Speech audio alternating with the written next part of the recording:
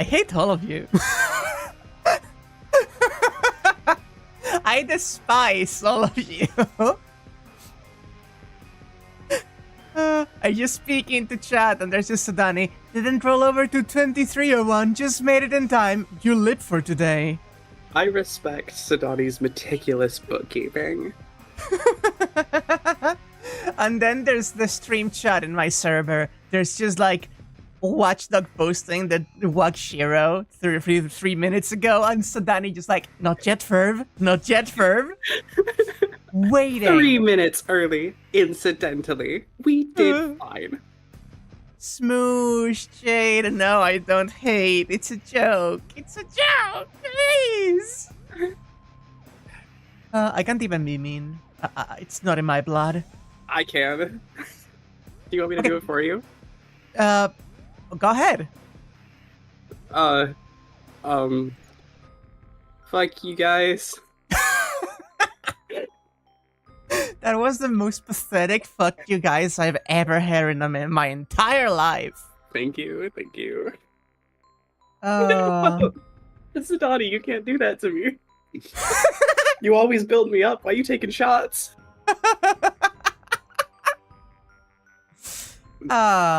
If you want to know, there's a really funny thing about me. Like, when I am like 1 minute late in chat, you know why it happens? It doesn't usually happen because, oh, I happen to be busy 1 extra minute and started just too late. It's YouTube. Sometimes when I click start streaming, YouTube will immediately recognize that the software is connected and let me actually start a stream. But most of the time, it takes like a minute-ish, 30 seconds. So a lot of the time, I'll just like click it when there's like 10 seconds left to the hour. And then it just doesn't happen for 1 minute. That, or we're having too much fun talking pre-stream and not paying attention to the clock. You have no idea, chat. You couldn't even conceive the things that happen in the pre-stream. Your minds could not even start to ponder the orbs we see. Using your phone? That's fair, that's fair. Don't worry about it. But yeah, welcome everybody. I am horrified of everything that's about to happen. I don't know. I feel like every single episode of Fate's Stay Night since like 2 or 3 ago has been constantly something huge happening, right? I'm just very wary about what's going to happen when we bring not 1, but 2 additional girls back home to Sakura. Is Rin coming with us? Isn't she? I think Rin is actually heading to her place. You know what? That's less bad. Still, though, I don't think... I have a feeling that Sakura and Ilya are not gonna get along. I also have that feeling. Look on the bright side of Saber's back. Yeah. Yeah, she is. Did you have anything to add about that tone of voice you just used? Salts are hot. I like that you're already calling her Salter. Well, yeah, I mean, like, I picked up on the lingo. I understand the slang. Yeah, yeah, you are in the zone. uh, I don't think Sakura is a yandere. Like, she absolutely has some traits of what you could typically see in a yandere, but like, I wouldn't call her a yandere either because, I don't know. I feel calling her a yandere is absolutely fucking downplaying the amount of things wrong with this girl and how traumatized she is. I feel like she technically, like, she fits the archetype by technicality, Mm-hmm. but also, It's in the same way that Rin is a tsundere, but also she's so much more than a tsundere. I was gonna say, if I may, like, give my take here, it's more that she ticks a lot of the yandere boxes, but also a lot of the time characters who fit those archetypes like to the letter aren't super well written, and Hmm. so the nuance and complexity that comes with the really good writing in Fate kind of throws you off the scent a little bit. Mm-hmm. So hello, Edge of Heaven. Yeah, everyone is pretty hard to nail down by definition, and I'm pretty sure it's intentional. Like, I mean, Shirou is the shonen protagonist of I am going to save everyone, and then Nasu's like, okay, I'm going to show you why this ideal came to be in the most fucked up way possible, and why this is breaking this boy. Right? Like, what if we use this character archetype to illustrate how fucking broken this poor young man is? Hey, here, have some like shonen tropes. And now let's fucking talk about generational trauma. You know? You kids want to learn about generational trauma? Because we got a lot of it. It's I would say generational trauma is one of like the pillars of Fate Stay Night. Oh, 100%. Also, I do want to mention it on stream. Honkai Amiya? Yeah. What the fuck? Fucking Archer is coming to Honkai Star Rail. The Counterforce just doesn't fucking care anymore where he's being summoned, apparently. I'm so thrilled by this. I really do want him to specifically go like, what the fuck, Counterforce? Where the fuck am I? Why did I get summoned here? They're gonna be... Wait, is Melody no? They said he was tan in the thing. They have to do it, right? Yeah, Right? in the trailer they did say it was a man with tan skin. They will be on model. Don't worry about it. Don't think about the Paco picture. I love when you fucking sent me that trailer for it, and just like 10 seconds in, I just send you in all caps, Amiya? Yeah.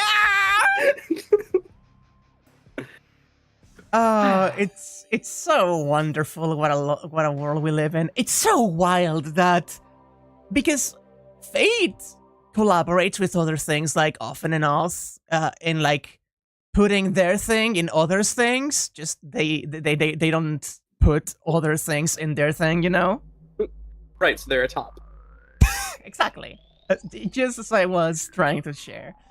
But I feel like a lot of the time they're not entirely integrated in the story. Like in Monster Hunter, it's just character like armor and weapon stuff going on. I do remember the Mahjong thing they did recently did have some story with Celia and Gilgamesh. But also I can't imagine a, Mahjong game is gonna be too in-depth with any kind of story. But the Honkai thing seems like it's just gonna be like actually something, right? I'm so hoping. It was right when I started getting back into Honkai, and now I'm deep in Fate, and it was perfect. Yeah. Oh, no wonder Wack likes Fate so much. Why? Because I said Why? Fate was a top. Oh, I didn't realize. I'm sharing to you, right, Daniel? Oh, yeah, you are. It was me who forgot this time. How could you? And that you Also- all can see and hear things properly, right, chat? What do you say? I was just gonna make a joke that I play Mahjong for the plot. Speaking of plot, Bowman, fuck you. speaking of plot, before we begin, please remember, I doubt that there's anyone who's going to be staying the night. That doesn't know already that Heaven's Feel is the fucked up route, but this is the fucked up route. Big warnings for mentions of all kinds of abuse and bullshit going on, and mental anguish to the extreme. Don't worry about it. Wahoo!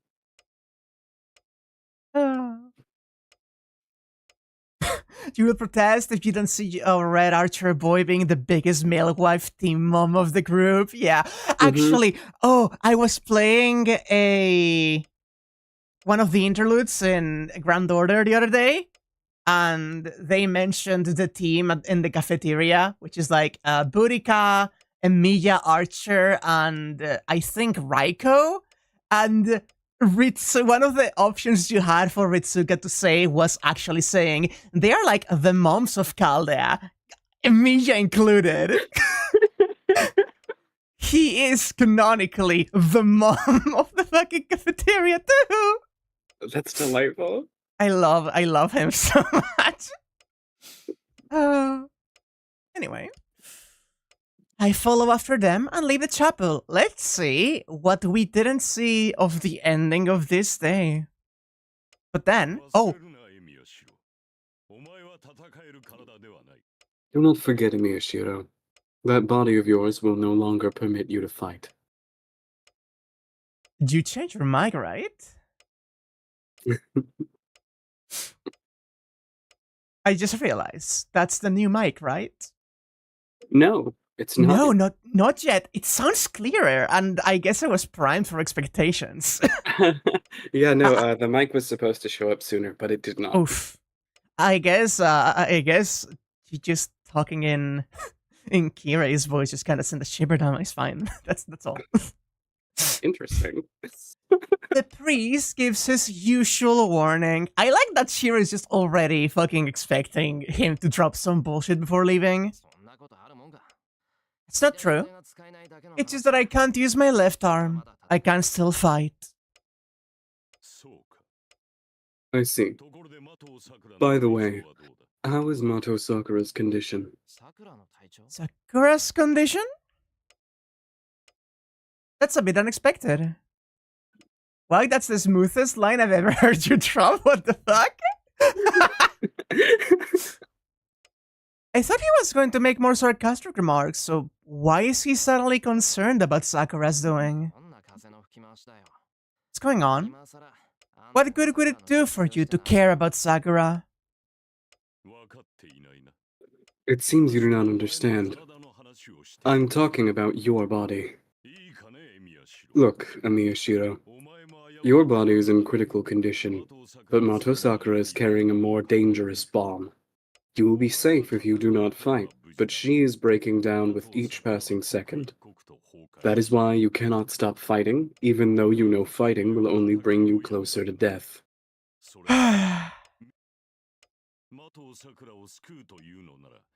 Shirou has to fight if you are to save Mato Sakura, but now fighting is like committing suicide for you.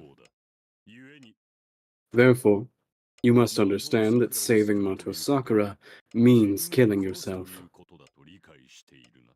This is a really interesting quote, because I feel like he's talking physically and magically about the state of his body. But this is also definitely the state of his mind, you know? Mm-hmm. Considering how he readily gave up his ideals to protect Sakura, this is very much something he has already done. So what? That doesn't concern you at all. I chose to save Sakura. I won't back out on my oath, no matter what happens to my body. I see. A devotion to offer your life is beautiful. But is that woman truly so valuable to you? What? This is your last warning, Shirou. To save a life is to satisfy one's desire. If you would like to keep Mato Sakura alive, do not forget this until the very end. Shirou just looking like, what the fuck is this ominous bullshit now? I go outside. Tosaka and Ilya are waiting for me there. Ilya is looking up at the sky, and Tosaka is glaring at me like she wants to complain. You're late. What were you talking with Kirei about, Shirou? Well, it was just his usual criticism. More importantly, there's something on my mind, but I don't know if I should bring it up. Tosaka. You're calling me by my first name now? Hello there, realism!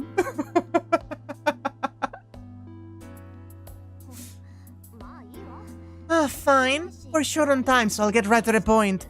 This is a serious matter, and we don't have much a chance of winning if we go our separate ways. I'll forgive you for what you did yesterday, so you'd better be grateful. Her manner is pompous, but her words are even more so. It's hard to understand, but what Tosaka wants to say is... Tosaka? Does that mean...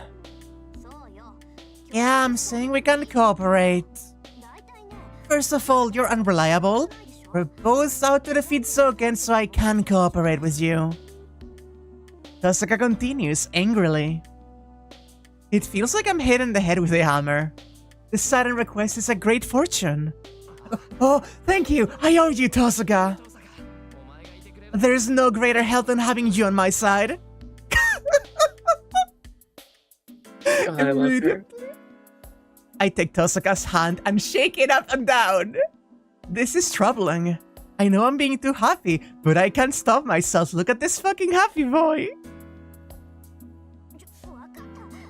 Hey, I understand. You don't have to thank me, so hold on. This is not my route, come on. Tosaka retreats quickly. Then... I don't know why, but she looks at my left arm. Let me ask you beforehand. You do know whose arm that is, right? I nod, since it's a matter of course. Tosaka then takes a deep breath. Then you're my servant from now on, Shirou. You were saved thanks to my servant, so that's natural, right? And makes a ridiculous demand. What? Wow, I'm really lost. I tried to figure out what Tosaka means. What are you saying? It's stupid to claim his ownership just because of something like that. Yes, Ilya can be reasonable after that. First of all, you're completely missing the point. Shirou is mine, so there's no way he can be yours. Oh, Jesus. The fucking music's stopping. I see. So she's missing the point too. Hey, you're the one talking big. Do you think Shirou is yours because you spared him once? That goes for me as well. I was so angry when I met him at school that I almost went berserk myself. It always comes back to this with you. With both of you. That's like... She's really taking any opportunity to try and get us into a contract. Yeah? That's just because you're immature. I spared him every day, so Shirou's life is obviously mine. I can choose to keep him alive or not, and you have nothing to do with this, so stay out of this. I have nothing to do with this? Don't take me so lightly. I can't concern myself this much if I have nothing to do with this. Archer entrusted me with him, so I'm going to take responsibility and make sure he stays alive. I can almost hear their teeth grinding as they glower at each other. I wait for it to end. Well, it's going to be troublesome, but no matter who wins.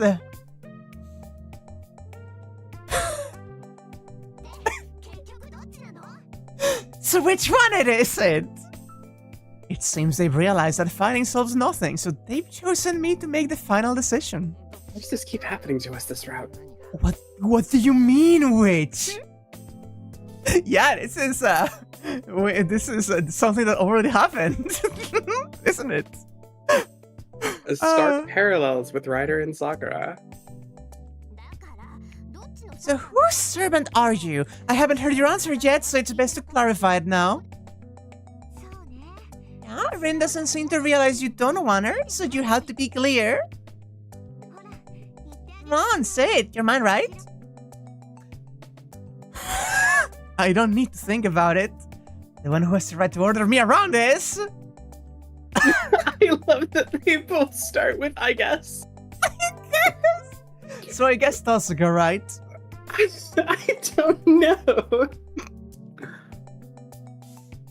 I really wish we could have chosen fucking Ryder or someone out of left field. I would also like to cast one vote for being Ryder's servant, personally. Okay, so my only hesitance is the last time that we decided to do something with Tosuka, it locked us into a bad end for several days. Yeah, but also, do you think that's gonna be any better with Ilya? No. Exactly. I think we're stuck between a rock and a hard place, and I feel like we just need to get this over with and try and get the least amount of lasting consequences. We are not stuck between a rock and anything else. Shirou right now could just jump off the bridge. That's the easy way out, right? That's a thought I hadn't considered. But now that you say it... It's Tosuka. I don't even have to think about it. Why? Rin's oppressive, greedy, and loud like a mina bird, but you still like her more? Are you a pervert? What's going on? No, this isn't like that. This is about whether I'm going to obey Tosuka, right? Then I'm going to obey her. I can't stop Zoken by myself, and Archer saved my life. But that's because Archer is your... I'll give her the right to command me. See, that's just like being a servant. Tosuka, if that's what you want, it doesn't bother me at all. Celia, no. Did Ilya fucking have the realization? Does she know? Both are great. The Ilya one is so funny. God. We can check it when we check all of the bad ends. We do save for that thing specifically. Put a little bookmark in that. I confirm with Tosuka. Tosuka? Hey, don't ask someone a question and then ignore the answer. I love when you add the snaps into the read. That's so fucking funny to me. I think it adds a little bit like the motion. Like, as I have mentioned before, you don't see it with this model. Maybe at some point that will change, but I am always just gesticulating when I'm like talking and acting as one of the characters. So that's just what I imagine they're doing. Yeah, I'm glad you understand. My Archer put his trust in you, so we're working together now. He gave everything for you, so work hard and return the favor. Of course, I had to return what I borrowed. That's right. No matter how things ended up this way, my left arm has been replaced by Archer's. But Archer disappeared without fulfilling his contract with Tosuka. It's only right that I succeed the promises he's made.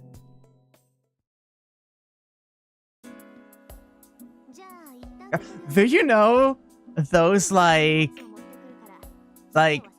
superhero, like basically abridged version silly things, or like with Death Note, Anya? Oh, I'm not sure exactly what you're referring to. Basically, yeah, like still images or very limited animation, and it's basically overdubbing sort of abridged-ish memes with various characters. It's like everywhere on my YouTube feed right now. I believe I know what you're talking about. So I saw one that was like that with Archer, and it was just like, Rin, they're gonna have sex with my arm, Rin. You have to stop it. That's so stupid. Rin, he's going to fuck Sakura with my arm. Please stop him. I can't stop thinking about that. You gotta find that and send it to me later. And let's park here for now. I'm going back to my house to pack, so you go on ahead. Oh god, she is coming over. She's packing up. I told you that was gonna happen. I just knew. Pack? Are you going to come to my house?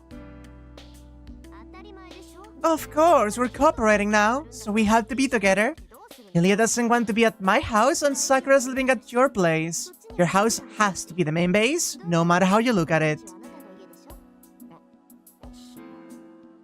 Oh yeah, you put it that way, it makes sense. Jeez, I thought you were firm, but you're pretty loose too. Maybe I made the wrong choice. Tosuka sighs and starts walking in the opposite direction. My house is this way, Ilya. Why are you following Tosuka? It's just for a bit. Rin wants my help, so I'm going to go with her. I'll head over there as soon as we're done, so you go ahead. Oh, so we get to break the news to Sakura without anyone home. I'm excited to see how enthusiastic and understanding she is about this situation.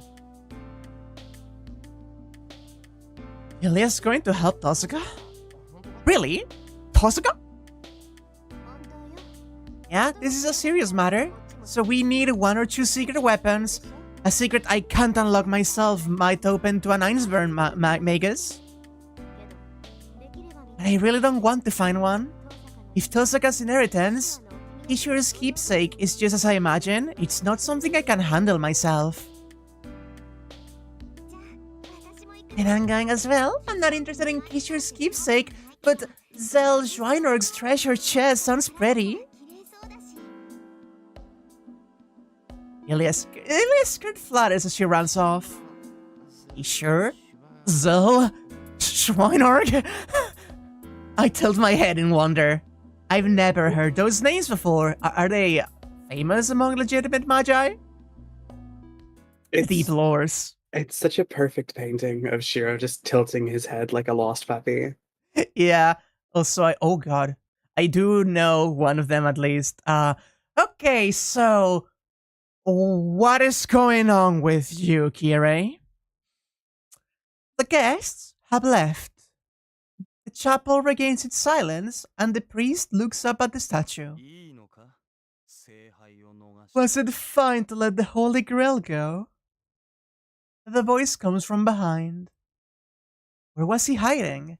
The golden-haired man asks the priest cheerfully. I do not mind. I've never had any attachment to it. I will not stop the Holy Grail from siding with them. You're right. You had no wish from the start. If your words are true, it would not make sense to stop the Holy Grail. The man lads. The priest's words. As if to make fun of the fact that he has no wish. He does indeed speak the truth. It is just that the golden-haired man cannot comprehend the fact, but the priest has no wish.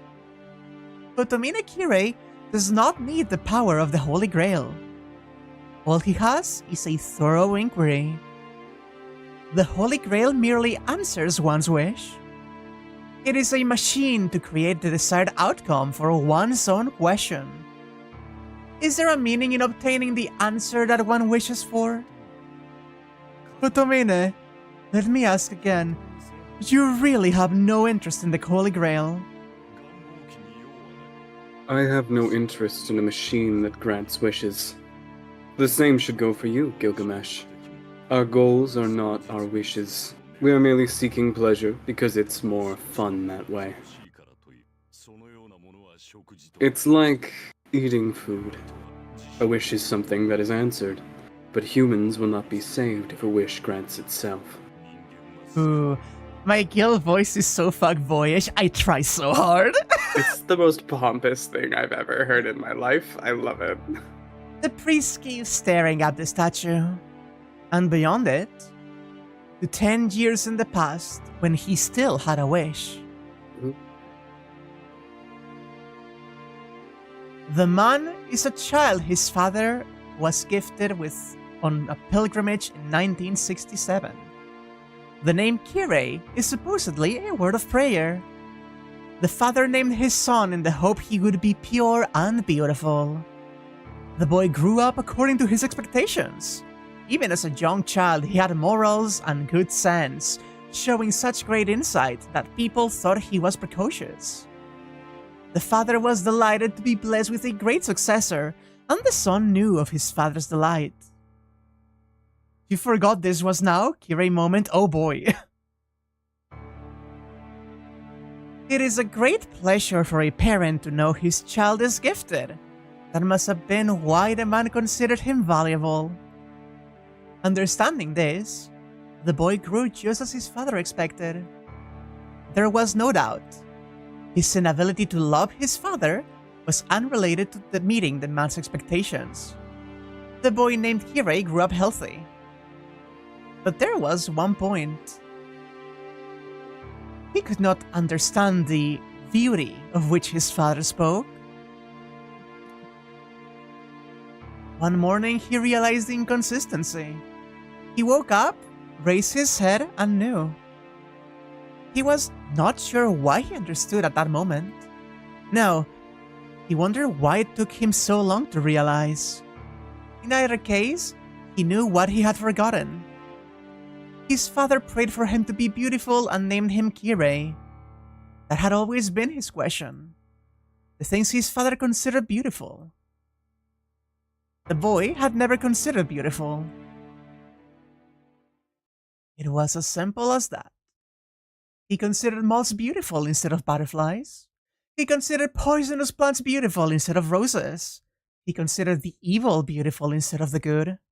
He had a common man's sense of morality, recognizing that it is correct to be good. But by his nature, the boy was only interested in the exact opposite. Nobody can understand the agony he felt. Even Kotomine himself was never certain whether it was agony or not. But he worked hard. He tried to be pure and beautiful and pursued something he did not have from the start. Shaving away the skin, ripping off the flesh, and dislocating the bones. He even tried looking within his body for what he could not find in his mind. His father spent over 10 years on his pilgrimage wearing thorn shoes. The distance he walked could stretch to the moon. It was not physical pain. For missionaries, the mental pain is far more significant. The boy abstained from eating during their pious act. If he was a sinner by nature, then according to the morals he believed in, he needed to punish himself to maintain balance in the world. 10 years passed. Unable to reach the epiphany he sought, he arrived at a single conclusion in its place. It was simple. In short, he did not have the sense to feel normal happiness. Good matters that people consider right and find happiness in. Philanthropy, trust, glory, safety. Such matters did not delight him, and it's just that he was born with the deficiency. All he took pleasure in was the suffering of others. Murder by others, love and hatred of others, degradation of others. Such negative concepts were the only things that made him feel happiness. Catholic maxing, Catholic guilt. Yeah. As if Kirei wasn't compelling enough. Honey! This adds so much. His mere fortune was carrying a sense of morality, even when he had such a mind.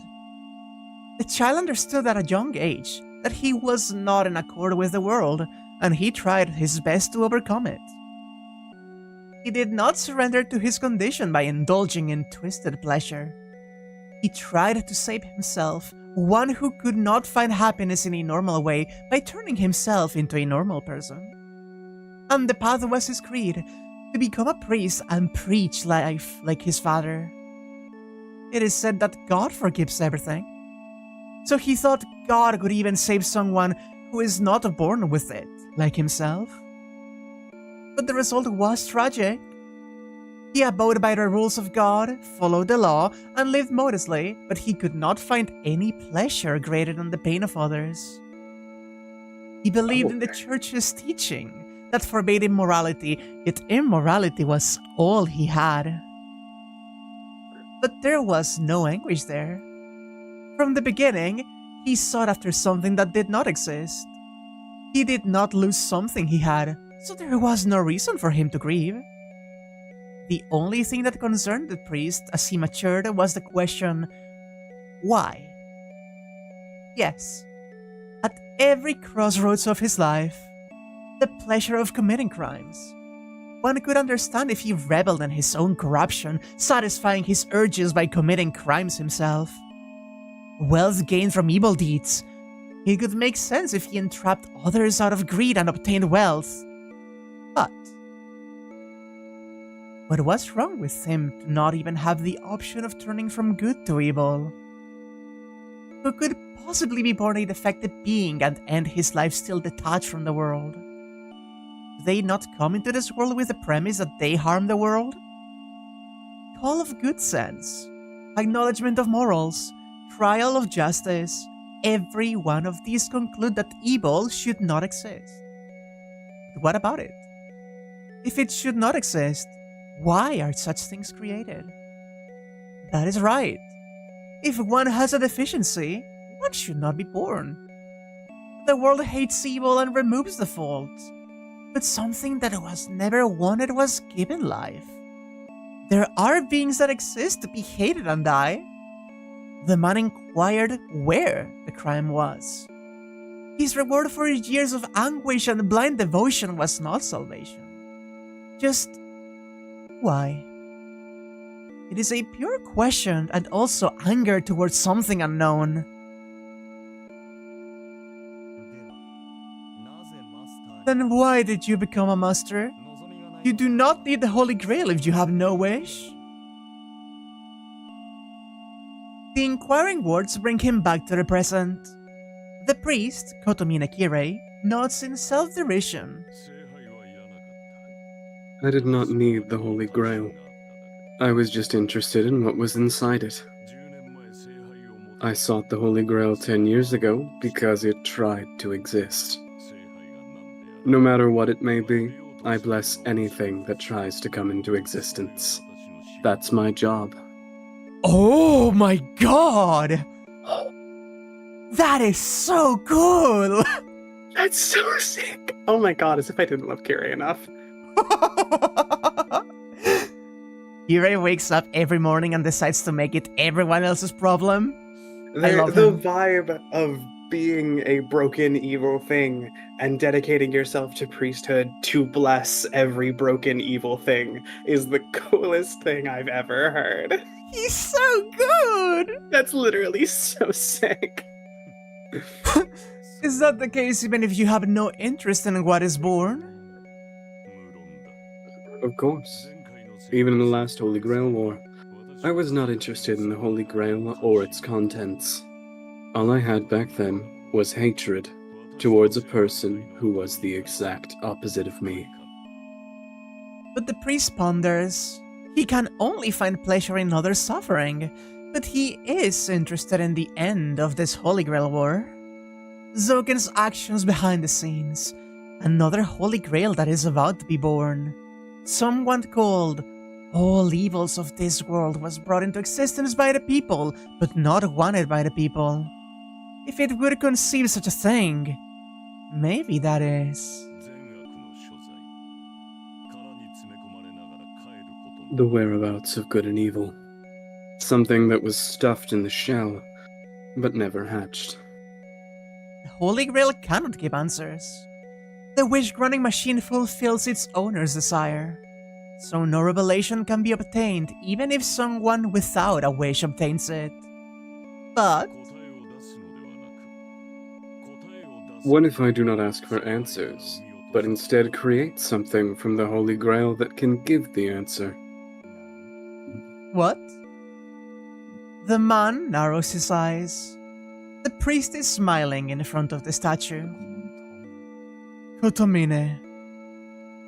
That smile is that of a dying woman. That expression is worn by a man with no interest or desire. The answer should come soon. If this question is a blasphemy to God, His eyes aren't showing joy. The priest like an angel that fell to the ground. I shall pledge before God. With all my might, I shall question the Lord even unto death. Looks up at the distant sky with cursing eyes. Oh, I fucking love him so much. God. I Kirei. Are you sure he Jin could have saved him? God. You can't just fucking trans-air. You can. Like, you absolutely can. do that. You can. Sometimes I don't think it adds anything to the text, but that's always an option.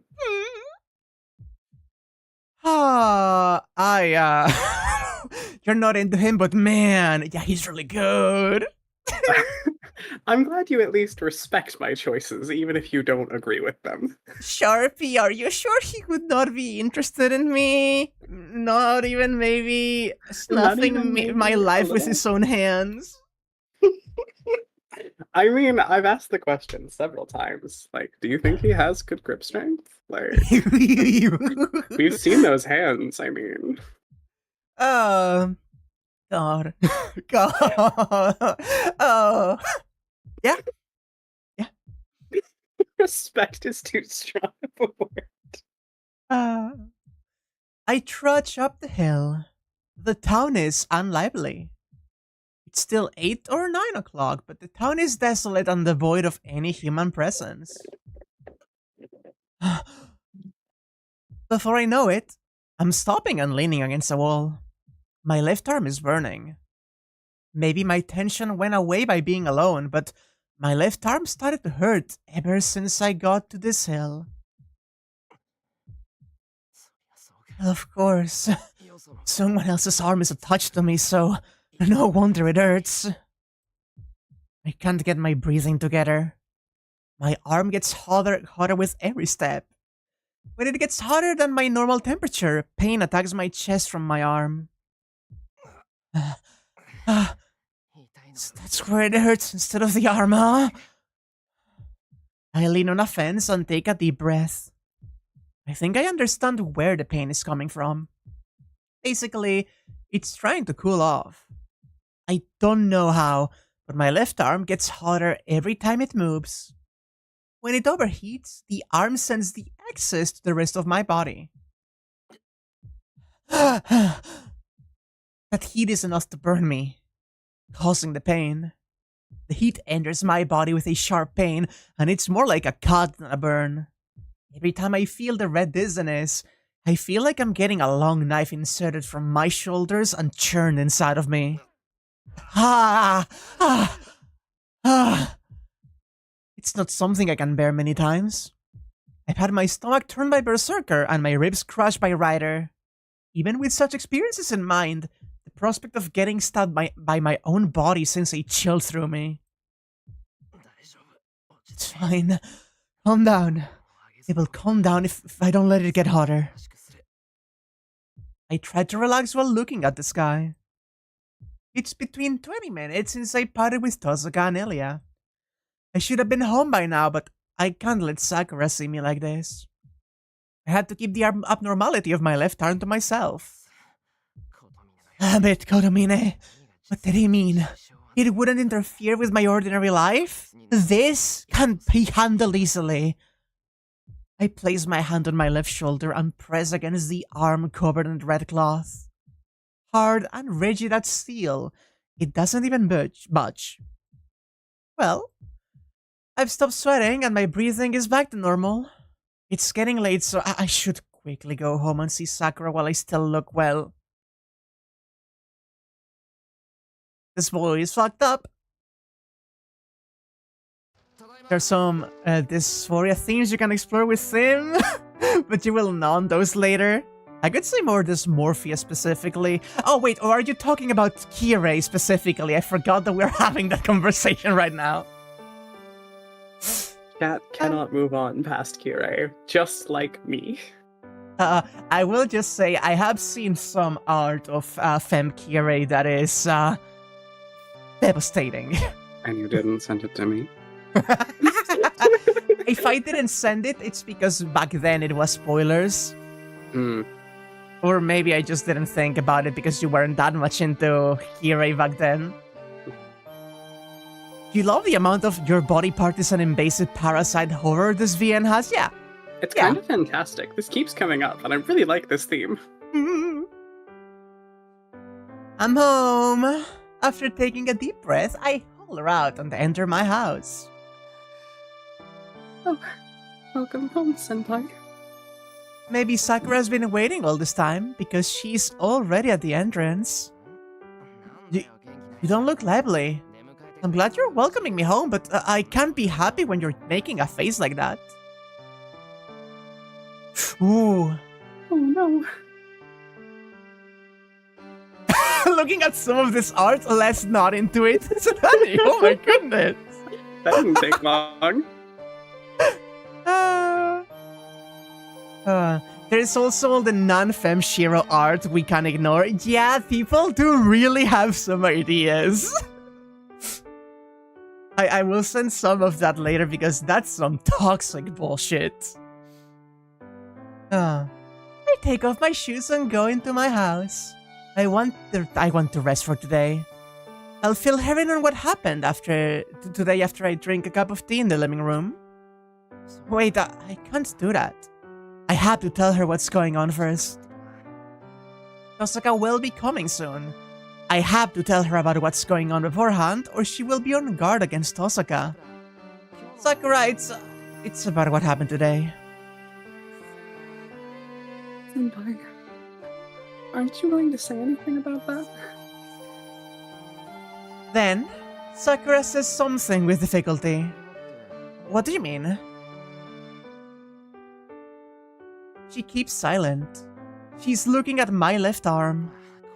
Oh, you mean this? Yeah, I'm sure you're surprised if it looks like this.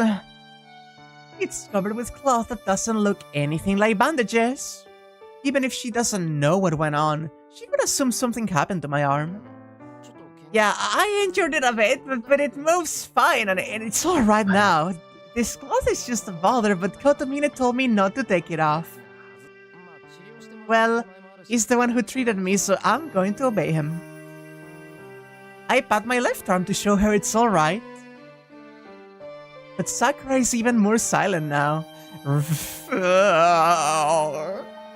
How much did Ryder tell her? Sakura was sharing vision with Ryder. She saw his fucking arm being removed. Sakura? It's really fine. It looks worse than it is. It's just a scratch. It will heal right away, so you don't need to worry. It can't be just a scratch. That's not even your arm anymore. You can't even move the fingers, so how can you tell me that? I won't fall for such an obvious lie. Or are you not telling me because it's meaningless? Her reply is like fire. My insensitivity leaves me speechless. I haven't even considered how Sakura felt all day, waiting for me here. Sakura. Oh, I'm sorry, Senpai. I didn't mean to blame you. You were so reckless and didn't care about yourself, so I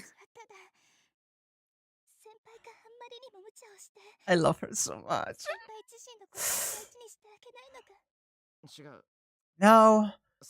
Well, you're right, but you're wrong. Not mad because you yelled at me. This is the first time I've seen you seriously mad, so I was just surprised and was contemplating my actions.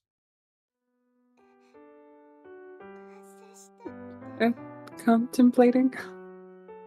Yeah, it's certainly not good to bluff. All the more if it's to you. I probably didn't want to look bad in front of you. That's why I bluffed and tried to act normal. But now that I think about it, that looks worse. It's natural for you to get mad.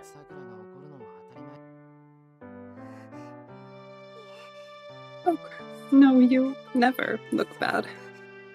I do look bad? Man, don't tell Sakura about it so she doesn't get worried. No, I was just putting on a show to look tough.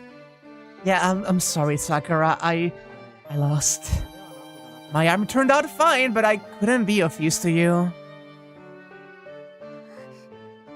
Oh, that's not true. You were splendid. I didn't see it, but you looked really good.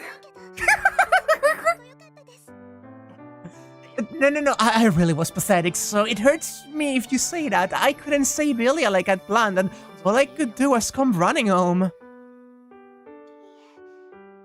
No, but you still came home. I'm really happy because you kept your promise. Yeah, that's good. I scratched my head, but, well, I'm embarrassed, but happy at the same time. You're right, I guess being alive is good enough. Yes, you're good looking. I fell in love with you all over again. Sakura must have cheered up if she can say something like that with a big smile. I don't know how to reply to something like that, so, what should I say, Tosuka? Who knows, if you want my opinion, I just don't want you two flirting too much at the door.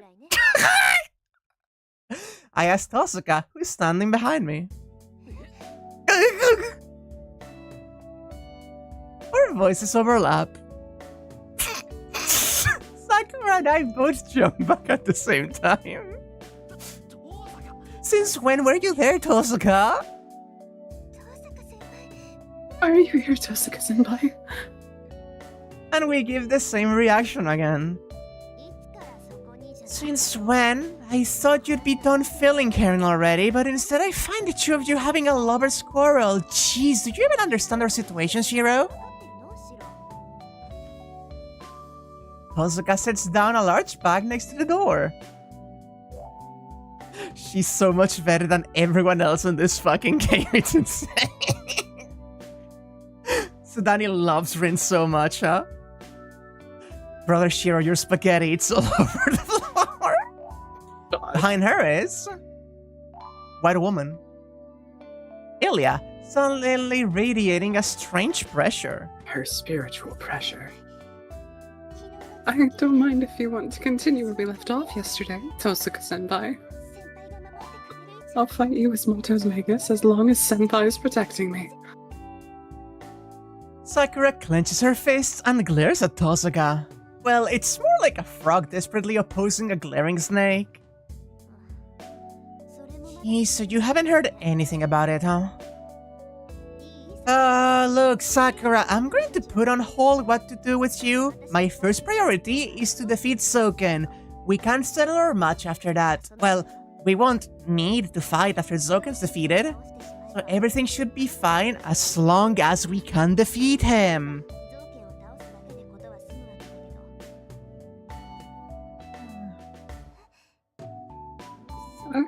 Senor. See you later, Han. I'm going to ally with you, no, with Shirou, to defeat Zoken. So it'd be a waste to live separately, right? So I'm going to stay over here and train Shirou. It will be hard work if I want him to become strong in a short time. So I'm going to borrow Shirou for a while. It's going to be rough, but you two don't mind, right? Huh?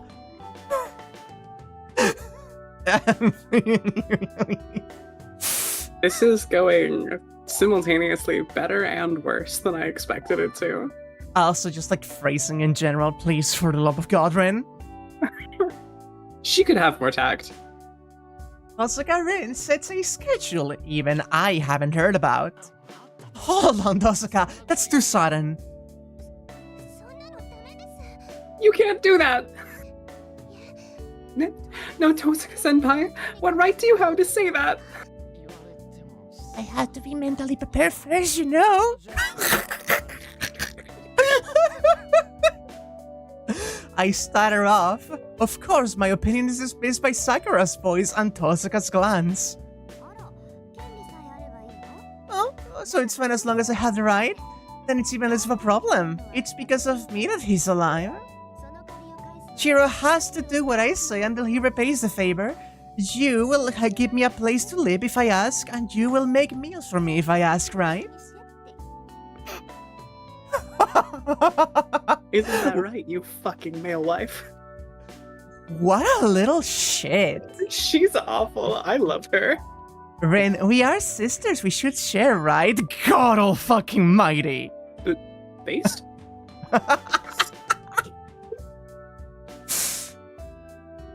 Osaka, those lines could bring on a big misunderstanding.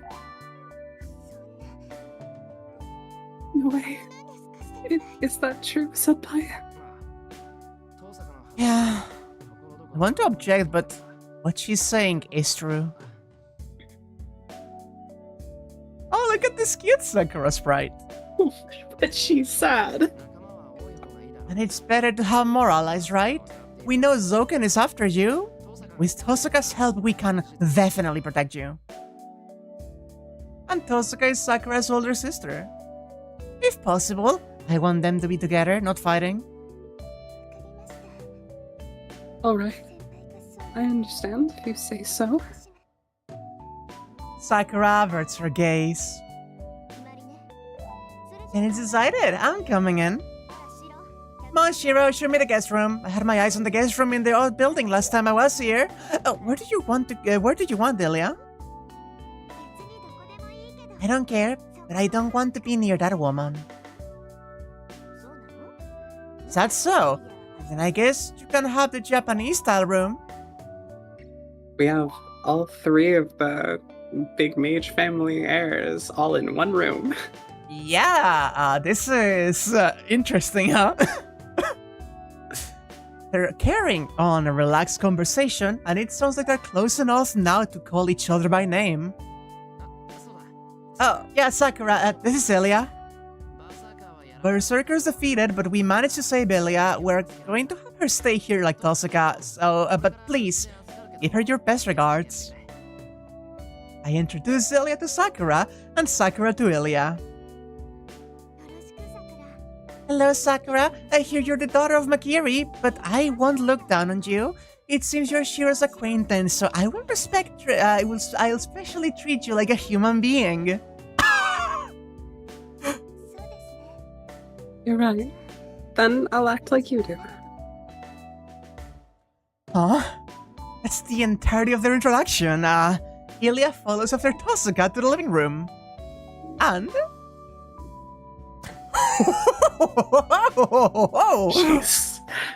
She's very upset.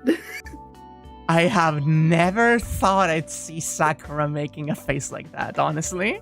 Not for more than like a second. You love that expression so much, being normal? Yeah. Yeah, look at these normal people. Being normal. Sakura watches her go with cold eyes.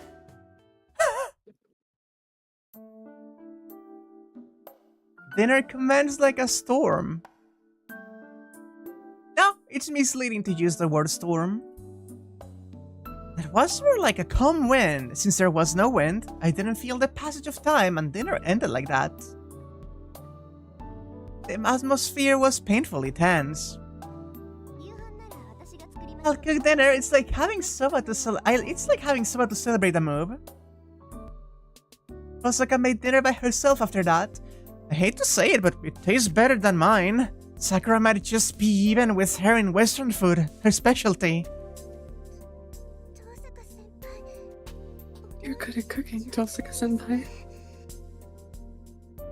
You were hunting Hag Kirei? Oh, I need to see the results. I'm very excited. See ya later, hon. Sakura was torn apart in shock, and she started eating silently. I couldn't do anything extra because I was worried about things like Tosaka's food. The fact that I'm eating Tosaka's handmade meal, Sakura's dejection, Elia's tension, and Sakura's tension.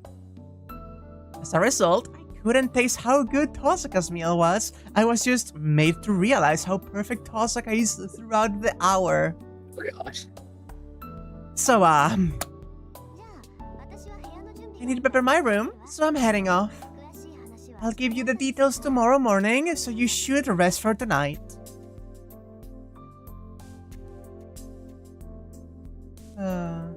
Osaka even washes the dishes perfectly, then heads out.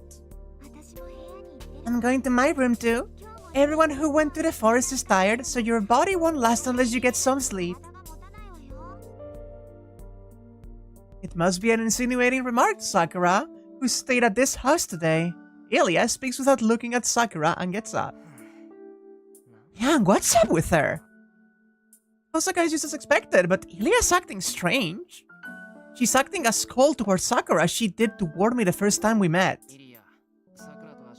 Why is Ilya so aggressive towards Sakura?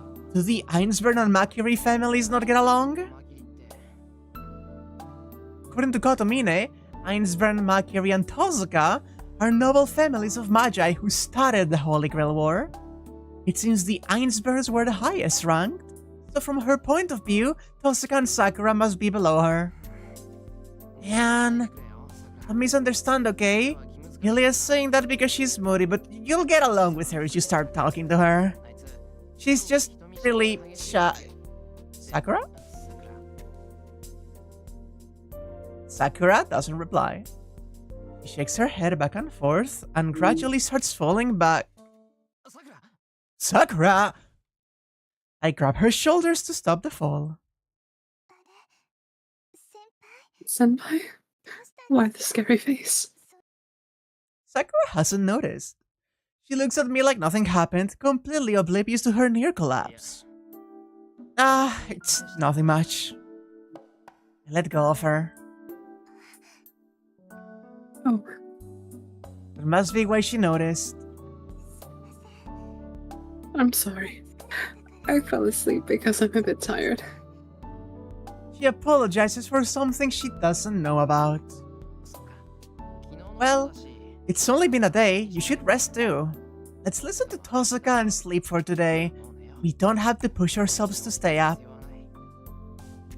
Seiya-han! You're right. I'll gladly go with that idea. I'll be up and, well, tomorrow if I get a good night's sleep. I'll cook breakfast tomorrow since Tozuka-senpai treated us tonight. I'm going to get back at her by cooking breakfast you've trained me in. Sakura smiles jokingly and gets up. She looks to be standing steadily. It won't change anything to follow her to the guest room. Sakura seems well, so I have to believe in her. Yeah. Take Tozuka down a peg. You're our last hope. We're cornered unless we can strike back here. Please leave it to me. I'll make sure to give her a punch. I'm glad I can count on you. I'll give you what little help I can. We'll sleep early today and meet at the kitchen at 6 o'clock tomorrow. Is that fine?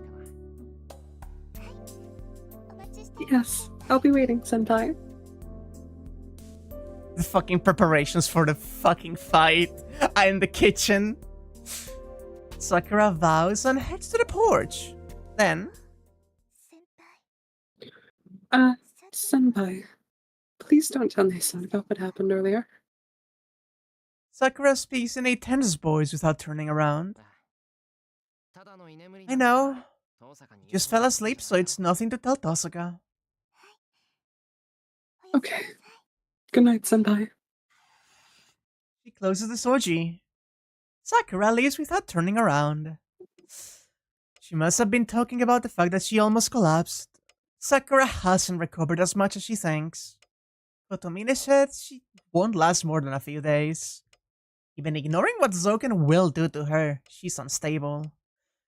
That's why Sakura's trying to act fine. As if telling us that she's alright and that we don't need to worry about her. Nissan, huh? Sakura says that word only when she's alone with me. And only when she's feeling faint-hearted. Sakura calls Tozuka Nissan when she can't suppress her cries for help. Her complicated upbringing created a wall between them. They may be able to return to being normal sisters if that wall is destroyed. That might be the best thing I can do for Sakura right now. Yeah, they're acting awkward, But they show some hope. The situation was dumped in our laps, but it may be a good opportunity after all. Aww. Aww. That's really cute. Interlude? Oh. So hot. I wake up. My pajamas are drenched in sweat and my futon is kicked away. I wipe my forehead and feel that it's wet with sweat. I can't think straight. Brain might be fried from the midsummer-like heat. I can't figure out what time it is or where I am, no matter how hard I think.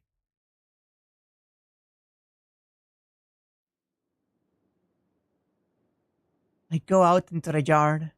I want to cool off my body more than anything. I don't know if the heat is coming from the room or my body. I'm too lazy to think, so I'll sleep in the shed tonight. Shed good. It's cold there at the very least. It doesn't matter if it's hot or...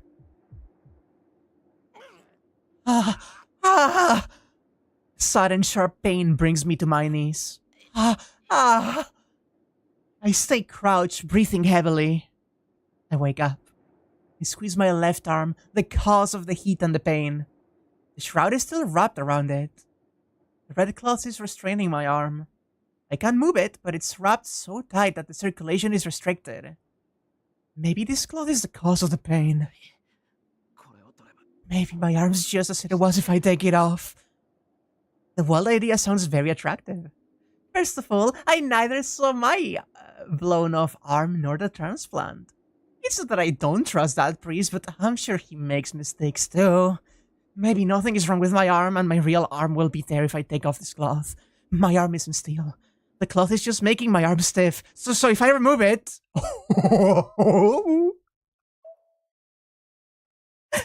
Oh, boy. that's cool. I'm gonna say don't. I release the depression in my lungs. Such a ridiculous story. I believe in such a convenient deception. Everest altitude syndrome, God. Oh, that's really cool. I bet Tosuka will get really mad before she laughs at me if she saw me like this. It's fine. Just that my arm doesn't move, so it's no big deal. I have other things to worry about. Sakura is a bigger problem than my arm. She seems well, but I don't know when she might collapse. I had to defeat Zoken and obtain the Holy Grail before that. I have to think about how to do that. A way to beat Zoken and Assassin with one arm. No, they aren't the only enemies. There are the mysterious enemies too. Hi, Saber. I don't know their circumstances. I don't know what that black shadow is, nor if Saber became Zoken's servant. All I know is that she's my enemy now. The hearts in chat. I know the truth. We have no chance of victory.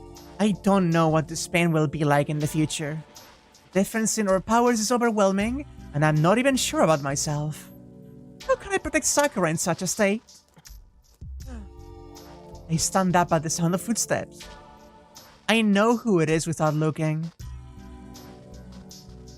The servant in a black outfit is silent like always. She usually doesn't make a sound when she walks, but I'm sure she wanted me to hear her coming. What do you want, Ryder? Ryder looks down at me, silently. Huh. This is totally unrelated, but Ryder's tall. There's something wrong with me, too, for noticing it now. Hey, Ryder. He's on the floor, writhing in pain, and then he looks up and he's like, wow, tall lady. She's so perfect. What's so funny, Shirou? I haven't said anything yet. No, you're taller than me, right? Even though we've seen each other many times, I just noticed I was laughing at myself for how slow I was. Oh my god, you're so tall. I see. You seemed like you were in pain earlier, but it appears I worried needlessly. She's not tall enough in canon. Yeah, it's we just headcanon her taller, and that's that. Please remember that Shirou is 5'6". The canon heights and weights are all bullshit, Yeah, absolutely. especially for the female characters. Except Shirou, he is 5'6". I would argue shorter. 5'4". 5'2". Hey, Mira! Hello. 5 even? Dare we dream?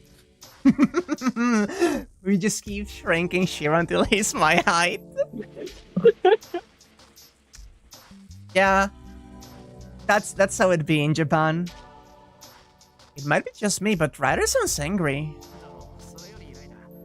Anyway, Ryder, were you the one who saved me today? I don't remember, but I think it was you that carried me to the church from the forest.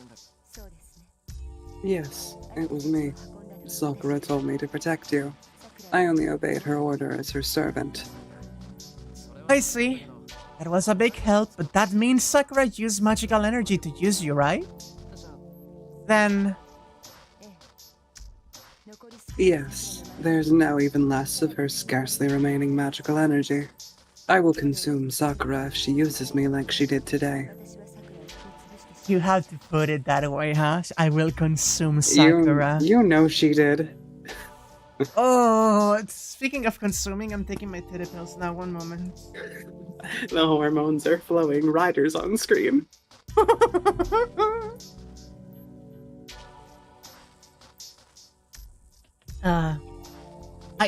It's bizarre that currently the only allied servant is Ryder, right? Yeah, like the enemy servant from the last 2 routes. But here she is, in all of her glory, just having a chat with us in our backyard. Ryder plainly speaks. There's no pity or hatred towards Sakura. Ryder is only stating the natural fact as a servant. Can I ask you something, Ryder? Of course. If you have a question, please ask it. Alright. Are you going to kill Sakura if she loses her command spell? A master that uses her command spells is first targeted by her servant. If they have not established a relationship of mutual trust, Ryder will mercilessly kill her master, using her life to stay in this world until she can form another contract. Ryder is protecting Sakura out of duty. I see no affection here. That's why I want to know what Ryder's feelings are. Tell me, are you going to kill Sakura? Yes. If Sakura wishes, I would consider killing her to end her agony. But Shirou, I wish for her to live. Then you won't attack her even if she loses her command spell? The binding of the command spell does not matter. I will protect Sakura willingly, for as long as she remains a master. I do like her. She does like her? Yeah. Really? Yes. Is it that unexpected for me to have such an emotion? Oh, I'm sorry, I misunderstood. You didn't look that way, so, Aw. You do not need to apologize. I do not engage in proper conversation with Sakura, nor does she talk to me. But Shirou, servants are summoned by beings similar to them. You summoned Saber not by chance, but because you two are alike. Sakura and I are the same in that regard. We are not talkative, so it's natural for us to have no conversation. We understand each other without a need for such things. we don't talk much because we just know each other on a deeper level, Shirou. God, I love her. Fuck. I hear a warm emotion in Ryder's voice. I imagine her to be cruel because of her appearance, but maybe Ryder is actually quite gentle. We know she is. I see. Yeah. That's great. I'm glad you're on Sakura's side. I see. Then it's my turn. Shirou, you don't know what kind of pain Sakura endured. Do you know what Sakura endured since she was adopted to the Makiri family?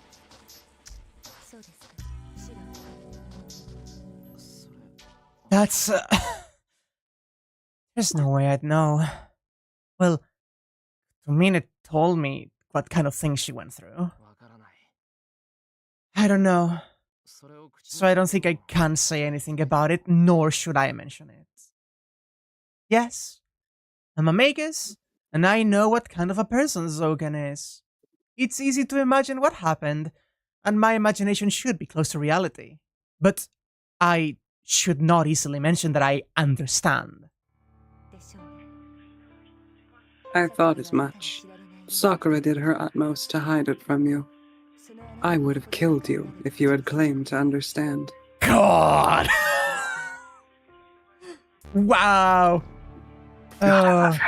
Fuck. Yeah, speaking of similarities considering Medusa's legend, there is also a layer here. You know? Absolutely. Is that for Sakura's sake?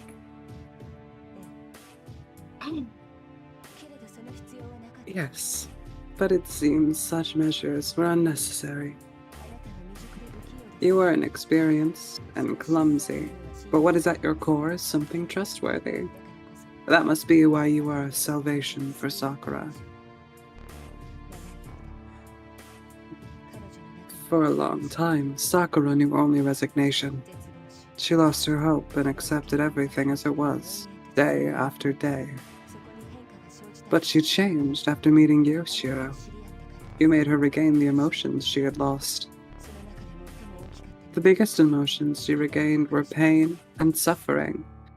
But she only had resignation before, and you were the only salvation for her. I don't really know what Ryder is trying to say. I cannot understand what Sakura has been through, so I don't know why she likes me. Ryder's words are true because she shares her feelings with Sakura, her master. As if speaking for Sakura, Ryder quietly states, Shirou, you said you will make Sakura happy. But for her, these 2 years were happiness itself. ooh. I love Faith so much. Fuck.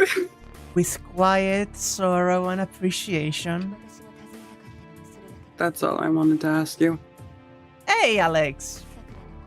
Happiness for Sakura is to have you alive and for you to be by her side.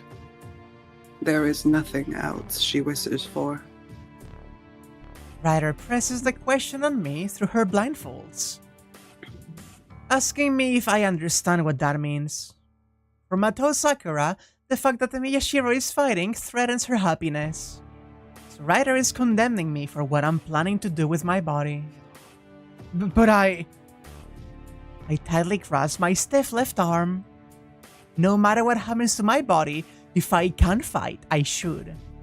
I swore to save Sakura. I chose to fight for Sakura and not to stop the war. So, if I stop fighting now, I'll be nobody. Silence falls. Ryder is silent, and I have no reply. The most Paddle Max voice you've heard Anya use? What do you mean by that? By melting into a paddle. I mean, guilty as charged. My lady's on screen. How long has it been? Are you on Sakura's side, Shirou? No matter what may happen in the future. I don't even need to think about Ryder's question. If Miyashiro chose to be Mato Sakura's ally, then I should nod without hesitation. I understand, but I can't express my feelings. No matter what may happen in the future. Because I realize what those words mean. Fair enough. You do not need to push yourself here, as the answer will eventually come to you. You should be prepared when that time comes. Oh, Ryder leaves as if melting into the night. I watch her disappear, then look up at the sky. Oh, damn it. Yes, I couldn't answer her because I realized the mysterious shadow, The unstable left arm. The ideal I sought for years then threw away. Everything is telling me that once I obtain the Holy Grail, it can make any wish come true. But my wish to provide Sakura happiness is an illusion that can never become reality. Oh. Why is this interlude red? Wait, no, wait, what? I've never felt so threatened by a color change in text. Woo! Well, that's a sentence. I am afraid! Hey, what? I see a dream inside the breeding box. Oh, I don't like that. Inside the what? Don't worry about it. It's the breeding box. We all know about the breeding box. Yeah, we all know about the breeding box. Abandoned nest. Black pupa. There's no memory of the birth. Flourishing. The roots are unknown from the beginning. There's no memory of the day of destruction. Swaying as I walk, wavering brain is empty, and the grinding intention is forgotten. Shivering and trembling, the dried limbs are like paper balloons, rolling across the ground. Floating comes after maturing.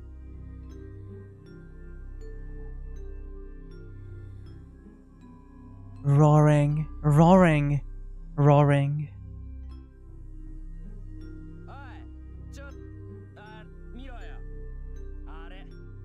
Hey, look! What's there? Where? Someone approaches with squeaking. It's a pretty good-looking woman. Bare feet. Yeah, she looks. People approach me. It's bored. Want to up with us? Dried up, laughing voices. I do not remember tempting them. I am scared, so I should go home.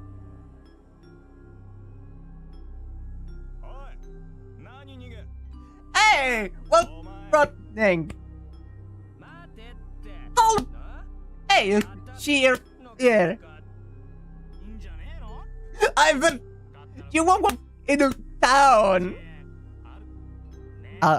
Is it coming across well when I censor my own? No, it's working perfectly. Don't worry. Yeah, we need to protect. Or I can hear the soft sound of you slapping yourself in the face, though. Agreed. I to protect people. It's wrong.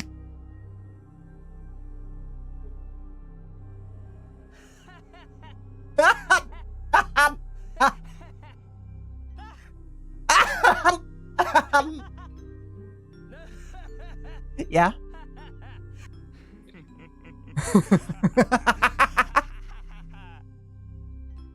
They follow me.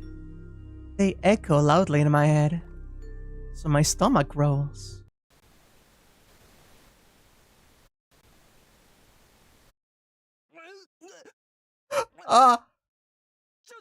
Hey! What?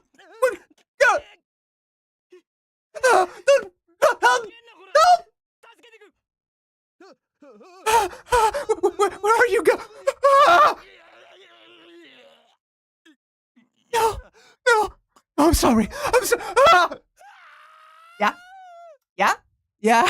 I'm afraid right now. I think I know exactly what this scene is because I think I've seen the anime version of this.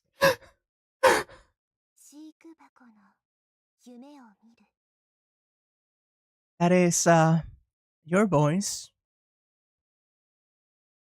Is that Sakura? I believe so. I see a dream of a breeding box.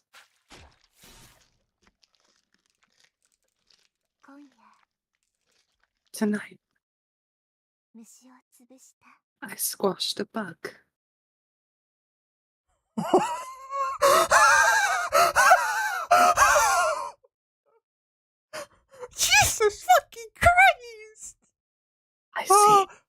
fucking god! I see. I see. Oh my god! Oh. I'm feeling some kind of a way. Oh. Yeah? That's all. Oh. Oh boy! Oh boy! I know. Light that destroys my eyes. The strong headwind pushes my mind and body away from the entrance. The light is too strong for me to perceive what it is. My body, exposed to the wind, is rusting with each passing second. How long will I stay here? An infinity that is not even a second, and an instant close to eternity. With no sense of time, years change to seconds. Therefore, my body is eternally exposed to the wind, polished and clouded like a mirror, and crumbling apart. Go forward. This place is painful. A zero gravity without any handhold. An airless vacuum. The world of wind erosion is not a place one can stay in human form. That's why I move forward. My volume doubles with each step I take, and it gets harder to breathe. 1 step. 2 steps. The 3rd step is impossible. I can't go any further. The wind gets stronger the more I advance, tearing at my body. But I have to move forward if I want to escape. The wind is coming from the other side of the light. The light is the entrance and the exit. This place hurts. So I have to quickly get to the other side. A stronger wind is there once I pass the entrance. Once past the exit, this pain would become lighter. I reach out my hand. I reach out with all of my might. The light is in front of me, but I can't reach it. The polar light destroys my eyes. I can't reach it no matter what. It hurts. I can't reach it even if I cough up blood and reach out. Why? It's only a meter away, so why? Why does it feel like I'm trying to head to the distant polar lights? Shirou? Oh? I wake up. That was probably the most abstract dream Shirou has had so far. Mm-hmm. You can't. You will die if you take it off just because it's painful. I blankly stare at Ilya standing before me. Ilya? Why are you in my room? Because my room is close to yours. I woke up early, so I came to look at you. Man, it seems she woke up before me and came here. I don't care about that, but maybe Ilya did so because... Was I having a nightmare?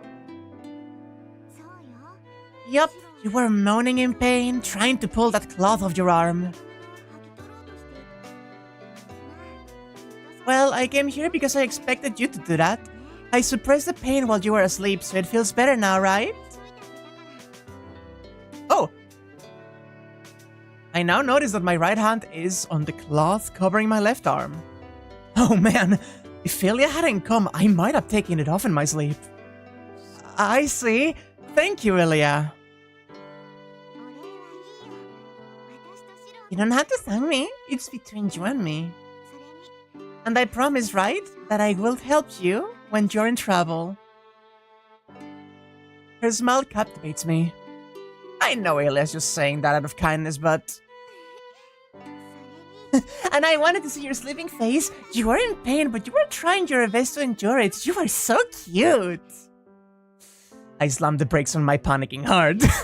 Ilya, it's not good to go into someone else's room without permission. Mornings and evenings are out of the question. I'm an ordinary guy, so it's troubling. Oh, really? How is it troubling? I want to know in detail now!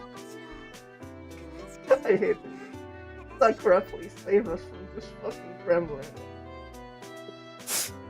I despise her again. Every single time I fucking hate her.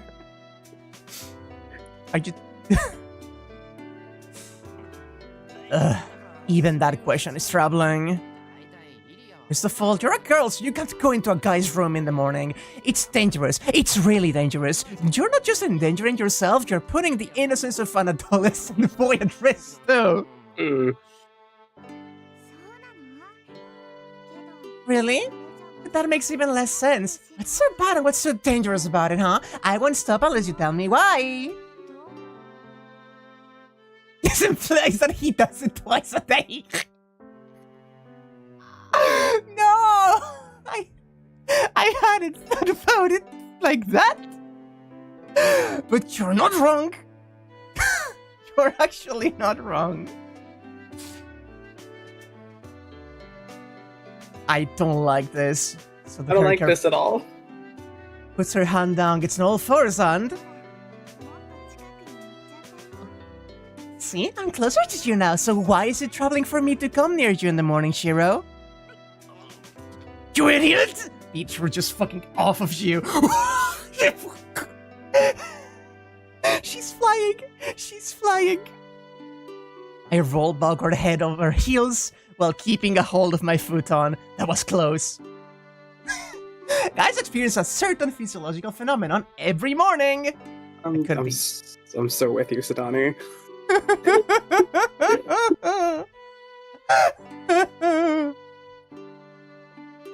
Oh.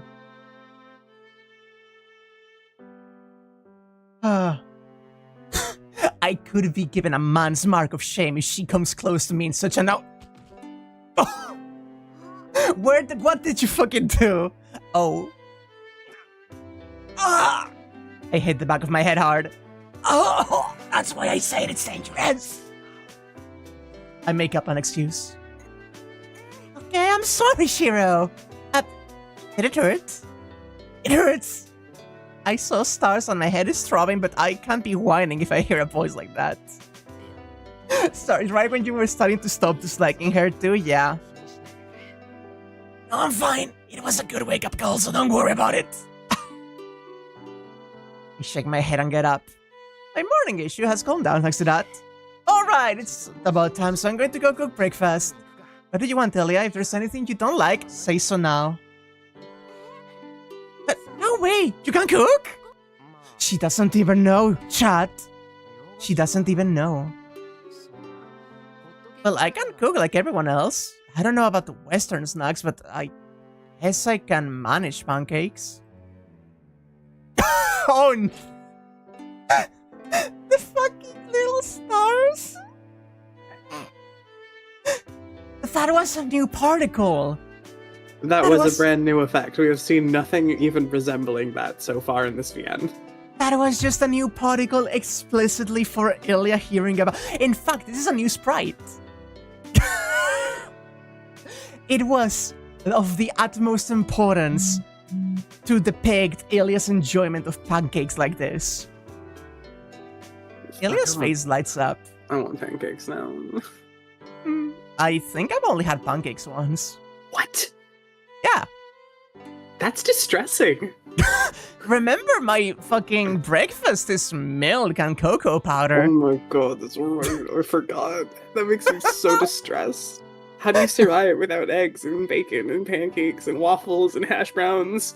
I just survive. I just grab the glass and drink it in like a setting and then go on my day. Exactly, you are surviving, but you're not living, Whack. It seems the fact that I can cook is a delightful thing for Ilya. Then do you want to make it together? I thought I'd go get you after breakfast's done, but it's better for you to be in the living room if you're awake. What do you mean I worried you? Really? Yeah, I'll go. I want to see you wearing an apron. I see. Then let's be Tosaka together with the three of us. I promise Sakura will be cooking together this morning, so we'll have the strength of 3 with your help. No, I'm not going if Sakura's there. You go by yourself, Shirou. Why? Because Sakura's there? Do you hate Sakura? No, I actually rather like her, but I can't approve of her because she's not suited for you. What do you mean by not suited, Ilya?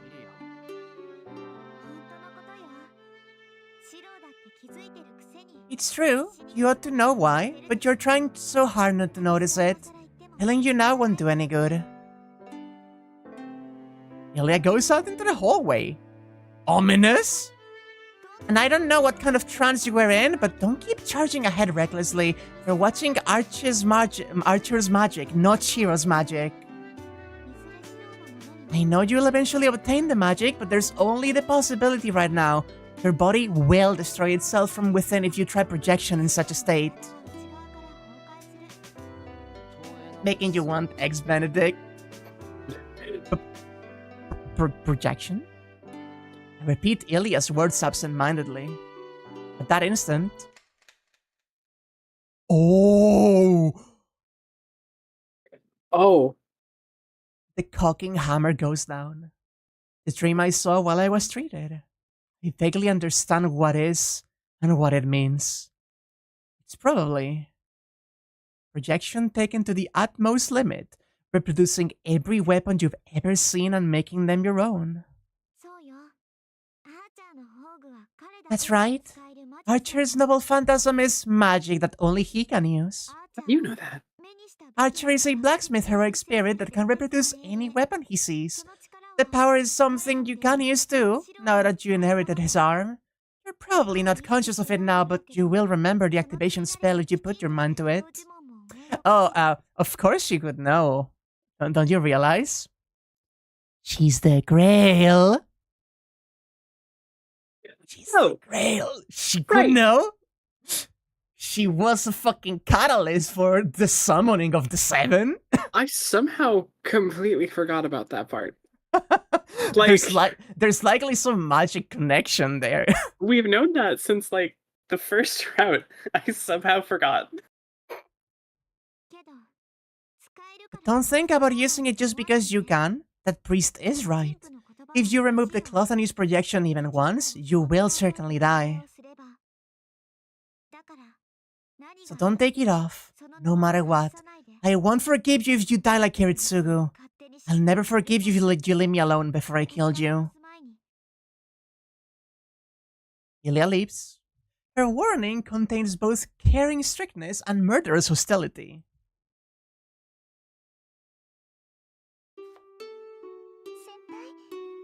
Senpai, I'm done cleaning the turnip. How are the chicken wings going?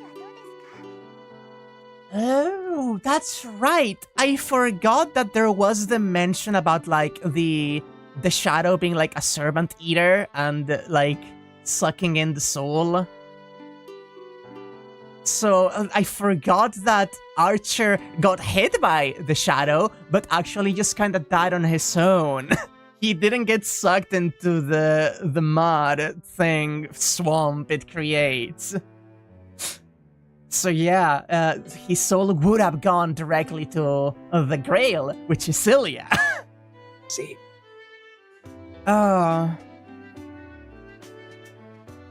Did you read this? I did. I completely missed that. Yep, I'm done skimming the foam. Let's cook it once we cut those into 4 pieces. Okay. What are you doing with the curry powder, Senpai? I'm making the sauce. We'll put it on the sardines. And if Ilya doesn't like fish, you should be able to eat it if it's curry flavor, right?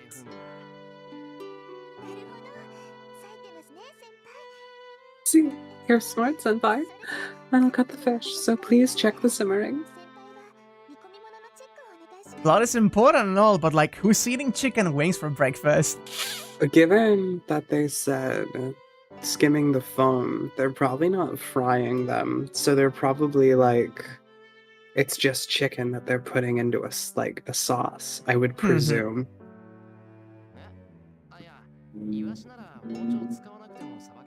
Huh? No, I can cut the sardines without a knife. So, you don't have to. I'll ask for your help when I get to the center bone, so you can make simmered pumpkin with broth and soy sauce. I think we should have at least one sweet dish. Oh, fuck, chicken and waffles. Okay. Oh, you look like a sushi chef when you're cutting the fish one-handed like that, Senpai. Sakura goes to the refrigerator. Sakura must be feeling better after a good night's sleep. Because she's in a good mood this morning. I don't know. Yeah, she is feeling quite refreshed. Huh. And standing in the kitchen with her is fun for me too. Sakura is thoughtful and is attentive to my needs, preparing things ahead of my time. It feels really good to cook with someone like that. Senpai? Sushi chef, your hands aren't moving. Oh, I was spaced out. Oh, we should hurry. It's almost 7 o'clock. I sigh so she can't see and continue cutting the sardine. Sardine is soft, so it's better to use fingers than knife. It's something even I, one with my left arm not moving, can manage to cook. But when did you learn such a technique? It's not normal to do it with just your right hand. There's something about that sentence and that smile that I wanna screen cap for out of context purposes. Thank you. It's not a technique, this is about timing and determination. I'm sure you can do it too if you try. Oh, is that so? Yeah, techniques are things like cutting apart a cow with a kitchen knife or making an ice sculpture. Here, take care of the rest. We'll cook it after you're done, so put it in the bowl. I move away from the cutting board and walk to the gas burner. I put the frying pan over the fire and pour some oil onto it. My body knows how to do this, so I do it absent-mindedly. Senpai? Huh? I vaguely reply. This might be none of my concern, but did something happen between you and Ilya-san? My hand stops, but it's only for an instant. I'm sure Sakura didn't see my disturbance. Yeah, we talked before I came to the kitchen. Ilya has a lot going on. I really don't know how to answer her. Is that a problem as a master? Does Ilya-san still want to fight? Oh, honey, you don't know the family bullshit going on here. No, I don't feel a will to fight from her. No. I don't think she had such a thing from the start. I think she tried to obtain the Holy Grail as the Master of Ainsburn, but Ilya had another goal. But that goal disappeared long before the war even started. Ilya's goal, Emiya Kiritsugu, the one she wanted to meet, died 5 years ago. Then, what can I do and what should I do in his place? Hey Sakura, is it alright if Ilya stays here if she doesn't want to go back to her country?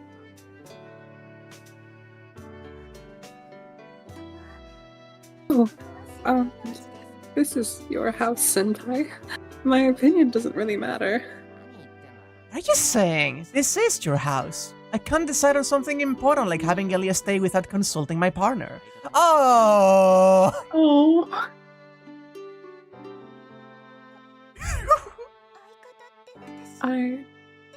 I'm your partner?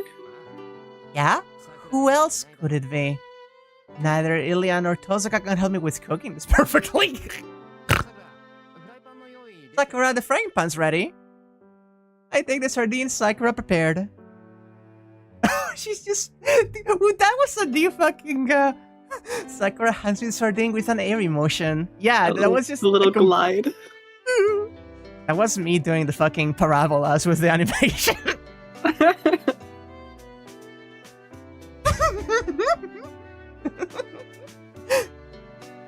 What is it all of a sudden?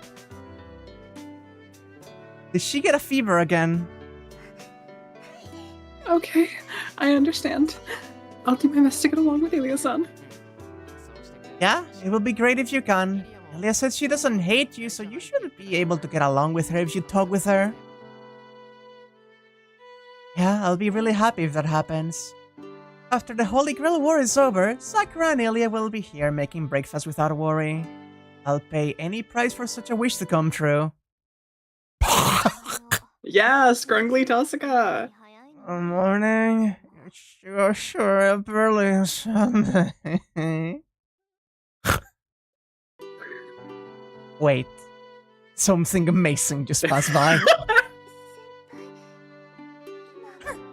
Senpai, did some strange person pass by just now? Oh, if you saw it too, that means it wasn't just my imagination. We timidly look into the living room.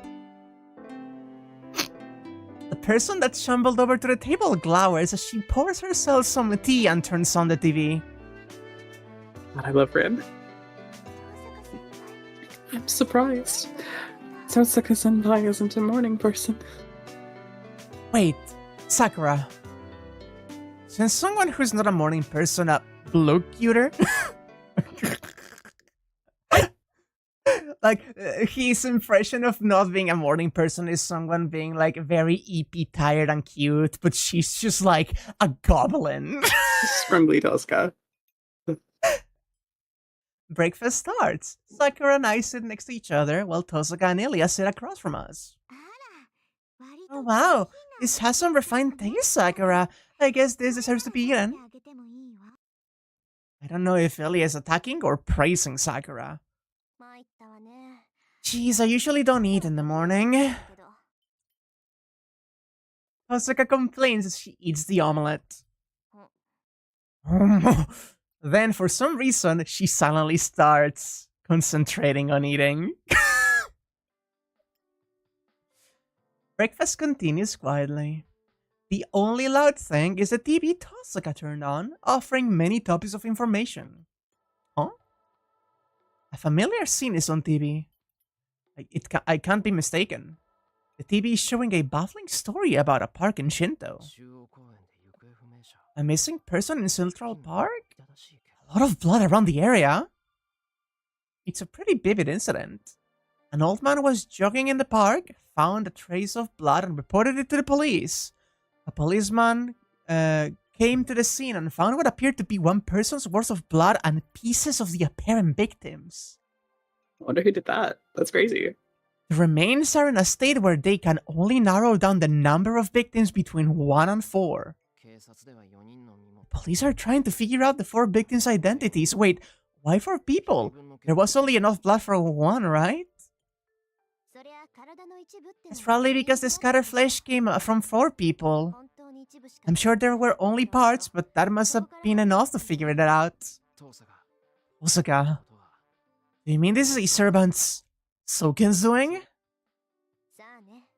Who knows? I can't tell if Soken had a hand in this, but I'm sure that Shadow did this. See the corner of the screen? The grass has turned black. It's exactly like when the shadow appeared in the forest. Huh. Osaka states simply. But I'm not convinced for 2 reasons. Why? No matter what the shadow may be, it hasn't done anything like this before. It has sucked up magical energy from people, but it never, directly killed people like this. Right.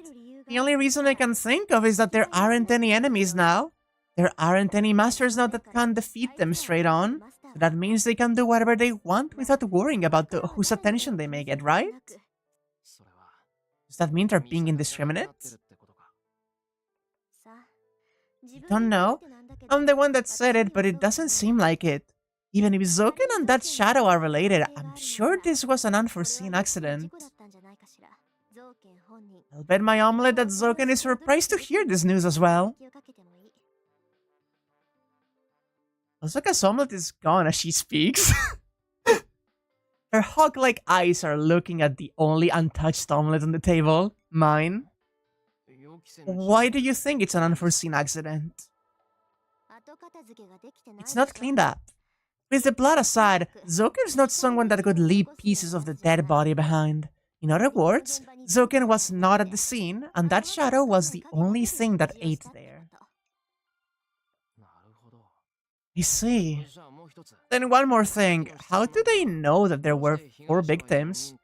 There was only 1 person's worth of blood, and there was only 1 person's worth of flesh. It's the shape, not the weight. I'm sure there was 4 of something people only have 1 of. That way you'd know how many victims there are without any identification.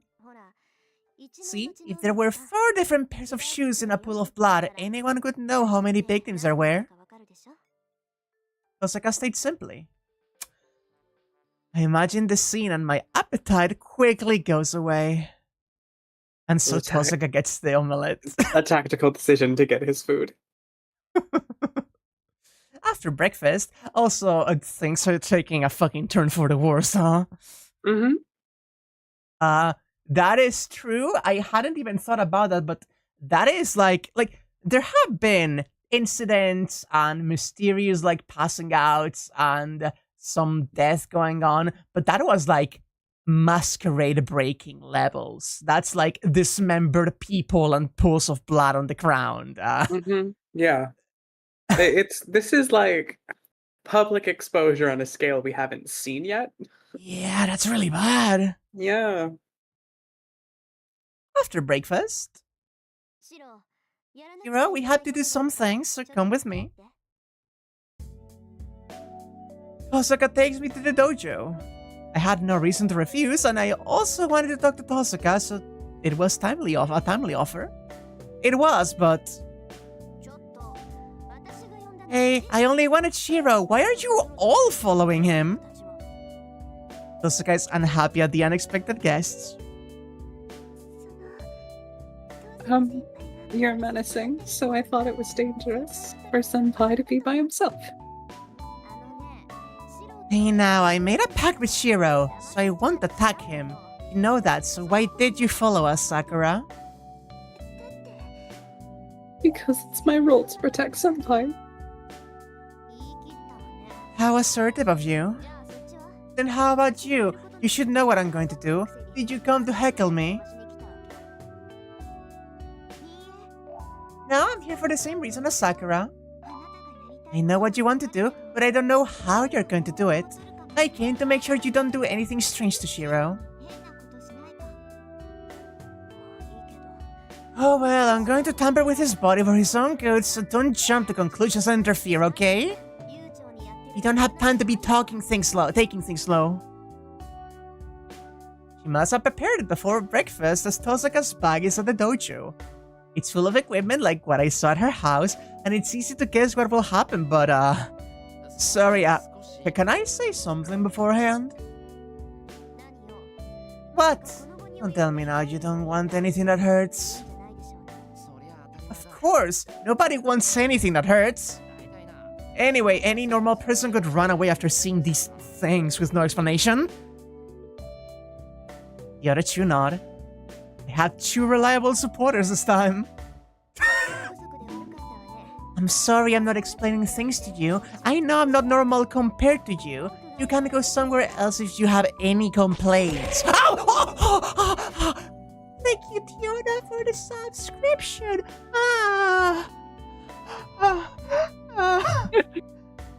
That jump scared me. You poor thing. Oh. Osaka sulking, unhappy about the 3-on-1 situation. No, I'm not complaining. I have a vague idea of what you might be doing. That's why I'm putting every trust in you. I'll trust you no matter what you tell me to do. I promised you last night, right? Then why did you stop me? If you don't have any questions, then sit and be quiet. No, this isn't about that. I want to make sure what our future course of action is. We have to decide now what we should be doing. Jade enjoys my suffering. I think we all do. Is that not why we're all here?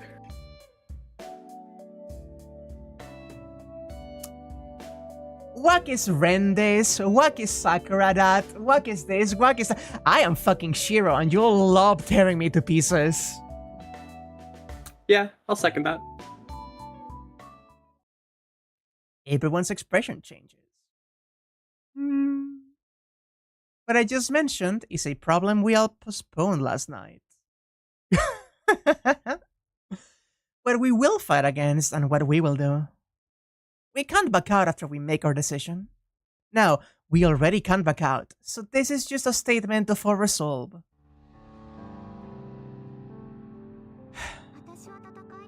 I'm not going to take part in battles. I'll fight if someone attacks me, but I don't intend to start a fight myself. I don't know what will happen even if I win this Holy Grail War.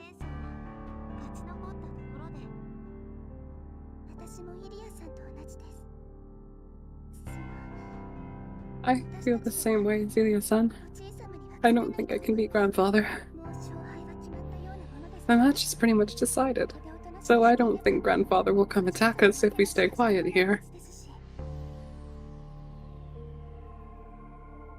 Osaka doesn't say anything. I don't know what she's thinking, but I want to believe she has the same opinion as me, since she's not agreeing with Ilya or Sakura. You're right. I agree with concentrating purely on defense. Sakura stays here to defend against Soken. Ryder is with Sakura, so she should be able to defend Sakura and Ilya if she concentrates on defense. Osaka and I will try to come up with a way to defeat Zoken. We'll be attacked eventually, even if we stay here, and we can't leave them be. We don't know if something like this morning's news is gonna happen again.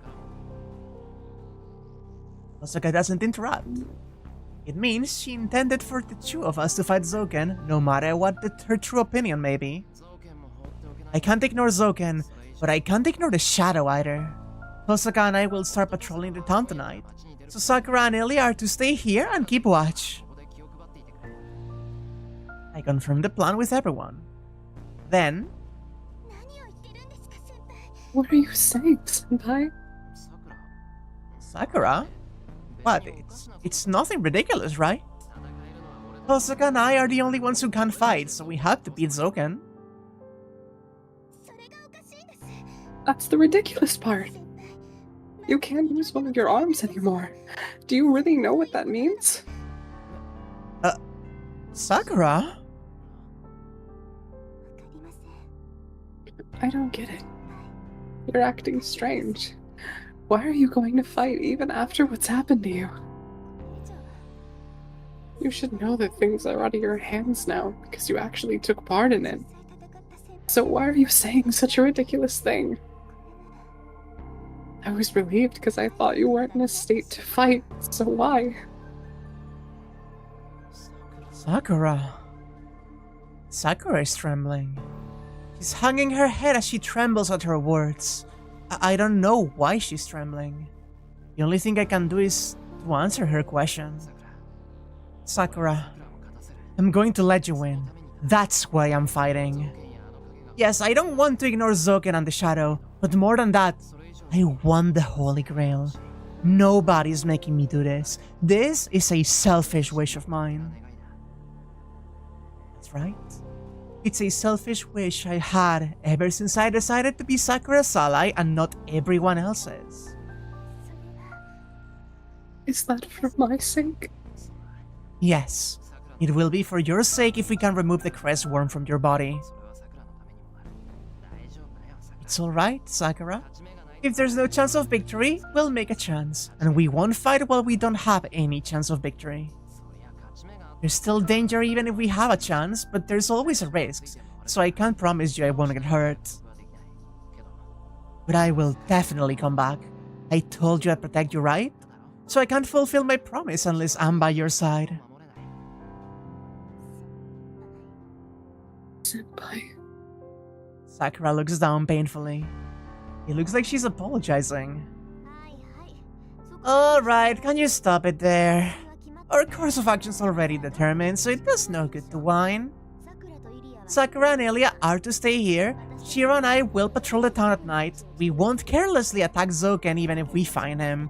We will chip away at their force only when we have a chance of victory. That's our future course of action, right, Shirou? Yeah, it'd be great if that's your decision. I don't even need to tell you. And Sakura, Kirei couldn't completely extract your crest worm, but he suppressed its action, so it can't run wild unless they use a drag on you like Shinji did. But at the same time, Zoken can't be the winner as long as you stay here in this house. He's going to come take you sooner or later, so refusing to fight is not an option. How can you say you won't do anything knowing that?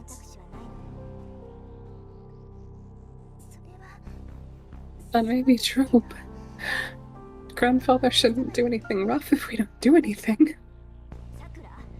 Sakura, stop being so submissive. Zogen isn't your grandfather or your master. Do you still think he's human after all the terrible things he's done to you? No, I've never thought he was human. Then prepare yourself. Shirou and I will be fighting outside, so you have to fight here too. If Zogen attacks this place, you have to get away at any cost. The Holy Grail cannot be completed as long as Ryder isn't defeated. You have a hope of being saved as long as Ryder's alive. Is it the dignity of the older sister? Sakura nods and replies that she understands. God, I want to hug Sakura so bad. I know. I hug you too. And after that, I ask why she brought me here to the dojo. Let's see. Why don't you get naked to start with? No matter what we end up doing, nothing could go right unless I take a look at what kind of a body you have. And she gives me a ridiculous reply. What? What? I continue in a small voice because she's more surprised than I am. What? That's the shock, Sakura. It is. You want Senpai to be naked? What are you thinking, Tosuka Senpai? I'm thinking about Shirou, of course. You're in danger, but Shirou's also in a lot of danger. You should know, too, that we have to get a lot of things done now. That's true, but... If you know, then don't butt in. Hey there, don't just stand there and take off your top. I'm going to put on a warning sign, so I can't do it if you keep your shirt on. Osaka glares at me. But Sakura's stare is painful. It's uneasily asking me if I'm going to go along with Tosaka. Hurry up, we won't make it before tonight's patrol unless we give your body some time to familiarize itself with it. This is no time to be embarrassed about something like this. I don't want to take my clothes off, but taking off my top is like getting changed, so it shouldn't be a big deal. Man, alright, Tosaka, so what do I do now? Come here, I'll use a small part of my magic rest on you. Over there? You mean like this? Of course, I have to touch your body with my left hand. Comprehend it and inscribe my warding crest on you. It will tickle and hurt, but bear with me. Tosaka wiggles her fingers. I can't run away after coming this far. I give up and go near Tosaka. Sakura's stare is more painful now. I'm going to start now, but let me confirm beforehand. I said before that I will put a switch in you, but I won't do that. In your state, it's too dangerous to be able to turn your magic circuit on and off so easily. Okay, I got it. It's natural that I'm acting strange and can't breathe. I'm naked from the waist up and Tosaka's near me. It'd be more strange not to be nervous. Hey, hello, Shirou. You don't seem to be calm. Are you listening to me? Come on. I'm listening to you. Right then. So this operation is to suppress magical energy.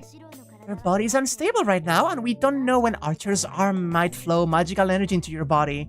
I'm going to put needles into your left shoulder, belly button, and your throat so that your left arm won't be connected to you unless you really want it to be. Oh, acupuncture. Oh. This is also a countermeasure against the shadow. That thing sucks up magical energy just by being there. The sign I'm going to carve into you will also have resistance to magical energy, so you should be less burdened when facing that thing. Then Tosaka places her hand on my chest. Ah! I barely stopped myself from jumping back. Was it hot? Can you bear it? I'm going to transplant the magic crest from my arm so I can't lower the temperature. No, I don't care about it being hot or cold. Tosuka's hand is soft and her touch sends a shudder through my heart. Every time her slender fingers run across my chest, my temperature rises by a degree. She's tapping on the top surgery scars.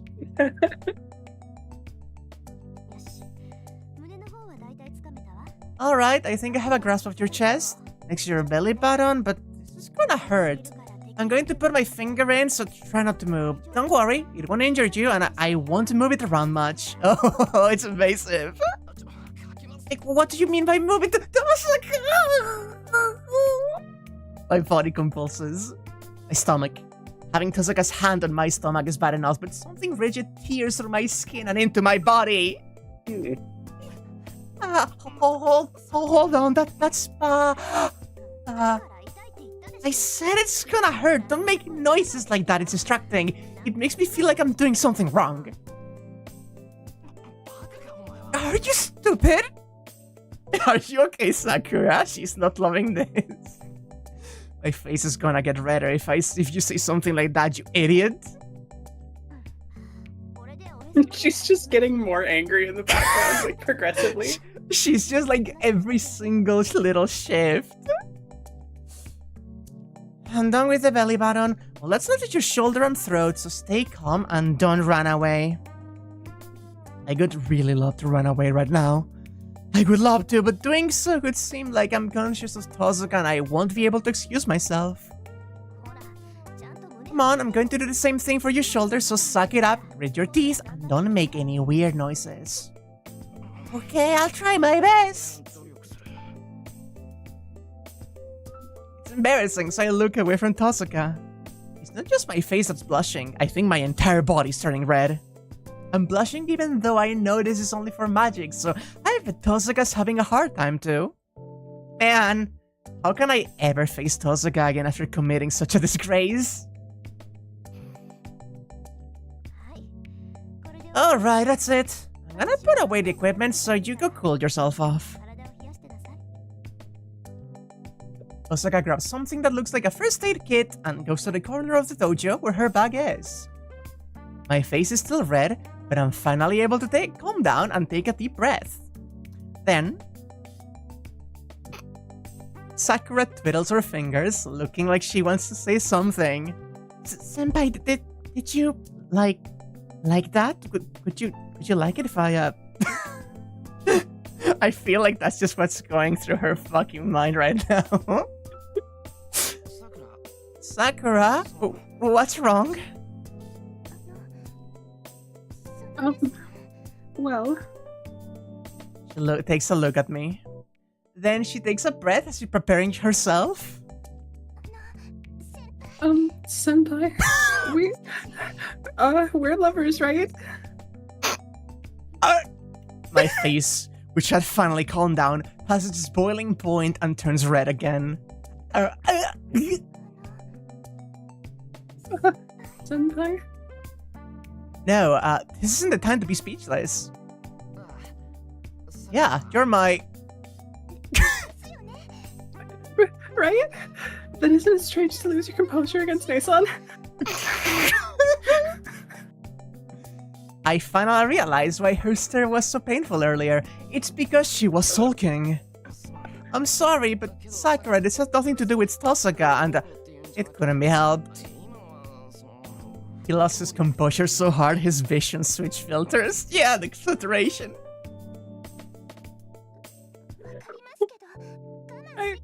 I know, but please bear with it. You're my lover. I know that, but I couldn't fight against it. I'm a guy, and I've admired Tosuka since I got into this school, so I couldn't help it. Sorry, I'll try to bear it next time. I'll do my best not to lose my composure. Really? I'll get mad if this happens again next time. Repentant from the bottom of my heart, I tell her I will do my best.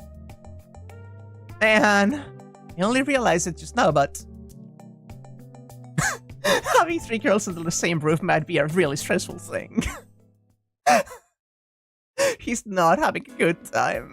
I don't even think he's counting Ryder, and that's fucked. It's 11:30 now. With lunch coming up, the kitchen is filled with a noisy, forbidding atmosphere. Tosaka-senpai, I'm thinking of making a dish that everyone can eat from. Do you have anything you don't like? Wait, what about Taiga? Oh, you sweet summer child. It was specific. Oh, wait, you don't know. Okay, I thought you were like joking about it. Yeah, no, Taiga has just been out. She has been keeping busy because she's checking on everyone who's fucking passed out in the hospital from the shadow doing shadow things. They had to write her out because her being here would complicate everything too much. In the kitchen, with the refrigerator at her back, Sakura speaks timidly. In response, oh,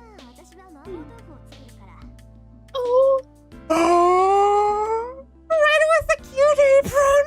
That's the cutest thing I've ever seen. I see, then I'll make mapo tofu. Yes! Tosaka cuts her off and selfishly starts cutting the tofu. They aren't getting along. What were you thinking letting them cook? He lays his Japanese style on the cushion and speaks without reserve. It seems even Ilya can tell Tosaka and Sakura are tense. I don't think she's making it spicy. She's going to get worse if you leave them be. You should know that, so how did you let it come to this? It just sort of happened. We were wondering about lunch. Tosaka said she'd make it and Sakura said it was her job. Neither one would back down, so I took both their ideas and suggested that they make lunch together. Kirei knocks on the door. I heard you were making mapo tofu. Based on her cat pajamas, it's hers. Oh, nice. It could also be Taiga's, right? He said that? I see. No wonder that they can't back up now. Ilya seems to understand and takes a sip of tea with proper manners. One moment. I always notice the singular very long eyelash that Ilya has, but I think I only just noticed now when she closes her eyes. Fucking antenna-like. She's picking up radio signals. As expected from a princess, she shouldn't know the proper etiquette, but she's elegant even with something as simple as this. But Shirou, couldn't you have made lunch? Why did you get Rin and Sakura to do it? Tosaka and Mato are enemies, and Rin wants to kill Sakura. It was only out to yesterday. Tosaka's working with us because she doesn't want to fight Sakura, and they aren't enemies. They get along, and I entrusted them with lunch because I thought it could go well. Huh? They get along? Is that so surprising? Ilya and I are friends, even though we were enemies, right? And it should be the same for Tosaka and Sakura. Huh? Well, Shirou and I are special. Did you have how do I put it succinctly? The Kiritsugu trauma. It's a special bond. Being special has nothing to do with this. You will understand if you watch. Tosaka is being more blunt than usual, but she warns Sakura every time she does something wrong. It means that...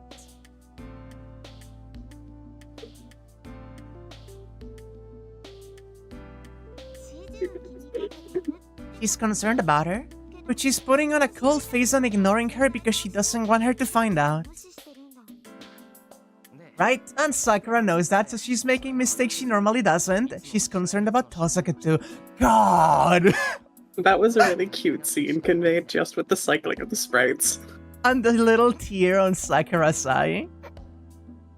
Now that you pointed out, I can see it. Then what? They want to get along, but they're too embarrassed to start talking? I nod. I don't know about Tosaka, but I know how Sakura feels. Sakura likes Tosaka, and she wants Tosaka to like her. Or she would never have called her, or she would never call her Nesan.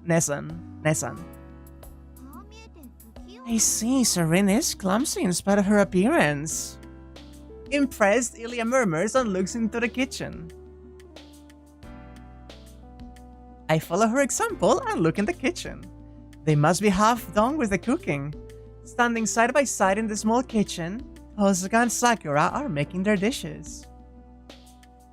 One holds the frying pan while the other holds the ladle, but neither says anything. And after a silence that even gets us nervous... Hey, Sakura.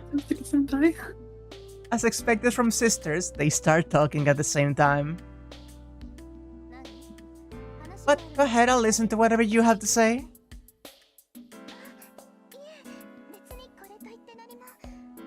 Oh, it's really nothing. Didn't you want to say something? It's nothing. Well, different people cook differently, right? So I thought it might be useful if you can teach me some of your flavorings. You're right. I'd love it if you could teach me your recipes, Tosuka-senpai.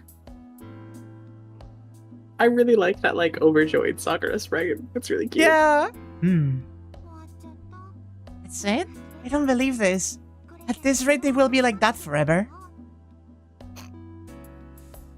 It's scary that I can't deny the possibility. Osaka is normally dominant, but why is she so shy when it comes to Sakura? And Sakura, too, she calls Tosuka Nesan when she's with me, but she's reserved when she's actually with her. Sakura.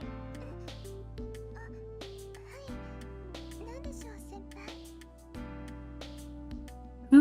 Oh, yes. What is it, senpai? I need to talk with you. Can't you come here?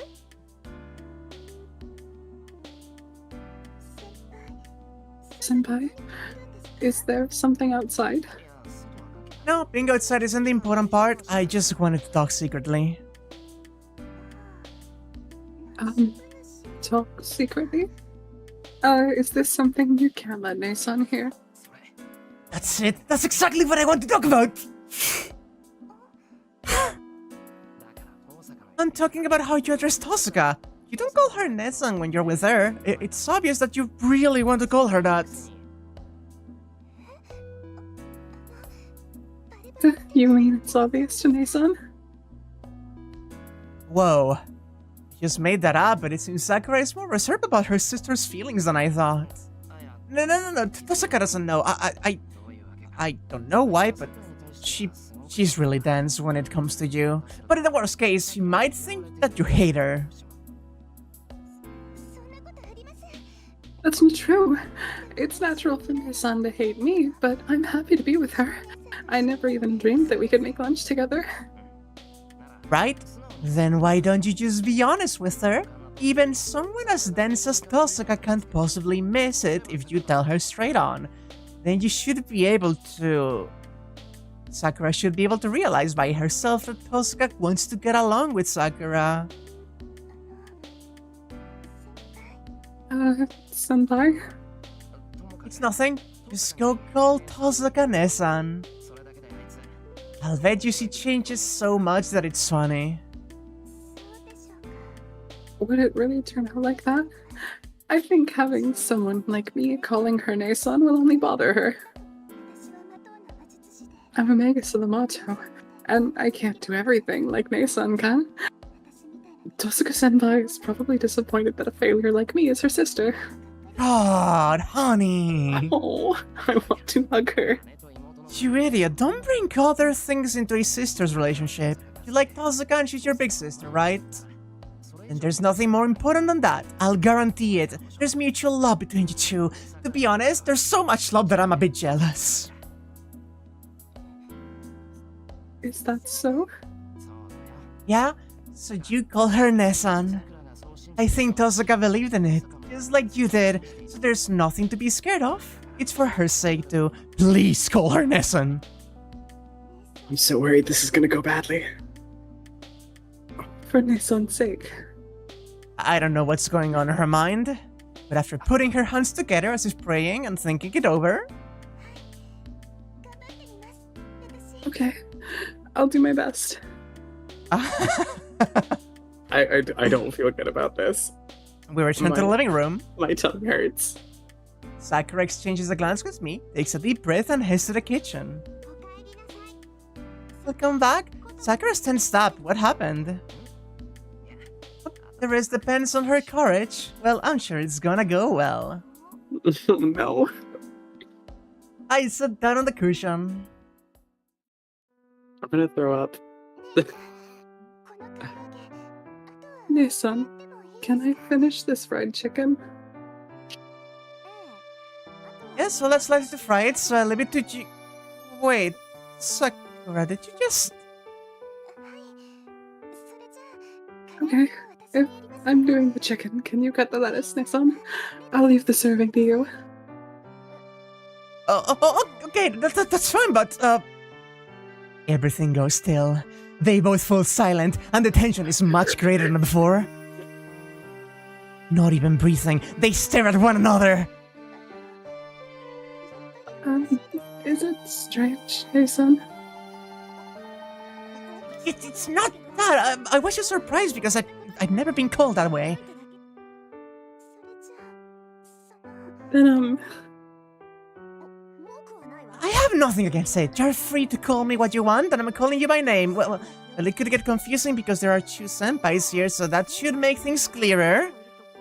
Oh. Oh.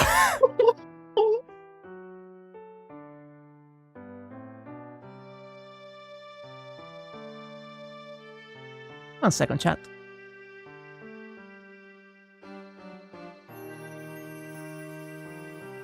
Okay. Osaka makes it sound like it can't be helped and looks away. I'm gonna cry. But Sakura should be able to tell that she's blushing and can't hide her smile. Their joint work got even more awkward after that. They messed up so many times that lunch turned out to be a disaster. The fried chicken was covered in pepper, the mapo tofu was hot as hell, and the rice cooker was never turned on, so we ended up eating without rice. But Tosaka and Sakura both look happy, smiling at every opportunity. Oh, That's so cute. yes, they sure are clumsy. Yulia sounds dumbfounded as she eats mapo tofu that's hot enough to numb your tongue.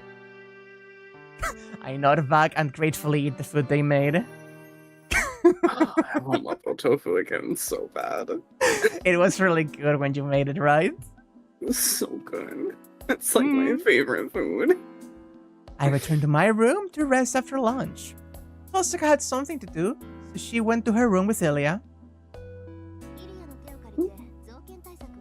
I'm going to take measures against Zoken with Ilya's help. It should take some time for the crest to familiarize itself with your body, so you can rest for the whole afternoon. We'll just get in our way, even if you're here. That's how it is, according to her. You weren't prepared for this kind of cuteness today, Scoosh! The actual tangible relief I felt in my body after it went okay. That was so cute. We have no way to oppose Zoken right now. So all I can do is to wait for whatever Tosaka's preparing. Sakura has returned to her room. Sakura was feeling dizzy while we were cleaning up after lunch. I wasn't worried because she seemed well this morning, but Sakura is no different from a sick person. Tosaka and I told her to rest if she's feeling even a bit tired, so Tosaka is back in her room now. I check out how my arm's doing. It didn't move at all before, but I can manage to move my elbow now. It's still numb, but I feel no pain. If I'm to talk about pain, the crest Tosaka planted hurts more. My shoulder, throat, and belly button. It feels like bolts are in those areas as if I'm Frankenstein. My left arm is borrowed and my body is held together with bolts, huh? It reminds me of cyborgs one could see in science fiction movies. Sick. It's an interesting idea, but I can't laugh it off. Anya Pelt. I mean, not really a cyborg, but... I was going to check how my arm's doing, but I didn't even stand in front of the mirror. It's almost 2 o'clock. Well... Okay, so me, I know what you want to Anya, do. wants know to what you- say that I haven't seen Ryder.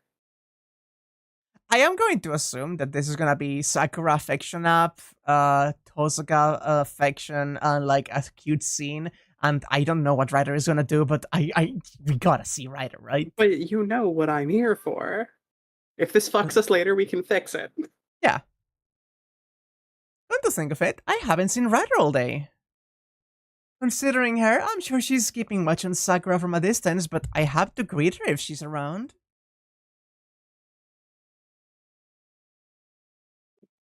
Ryder is nowhere in the house. There's her room, but it didn't even look like it had been used. Then a place where she might like and where Sakura's room is in view. This is the only place I can think of. The shed is the only spot that has a good view of Sakura's room. It's concealed and it is unoccupied. Are you here, Ryder? I call out to the empty shed. I am standing by. Do you need something, Shirou? Ryder must have been in spirit form as he suddenly appears. Well, I came to greet her, but I get tense when I actually stand face to face with her. I don't care about Ryder's personality to keep everyone distant from her, but as a guy, her overexposing outfit is a bit troublesome.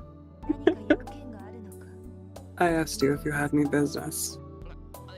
No, I really didn't have any. I haven't greeted you today, so I just wanted to say good morning. I see. You must have a lot of free time. Her response is direct. But this is within my expectations. This is actually easier for me to handle because this is what I expected from Ryder. Yeah, I'm bored. I have some free time, so I'm just walking around. Are you guarding Sakura from here? Yes, I am Sakura's servant. I will not protect you or Tosuka unless she gives me an order to do so. Really? I'm glad to hear you say that. I sigh with relief. Was worried, but it seems Sakura isn't pushing herself. Thank you, Ryder. Please give Sakura your best regards in the future as well. I wave and head for the yard. Please wait. I have a question. Huh? I stop in front of the door. What?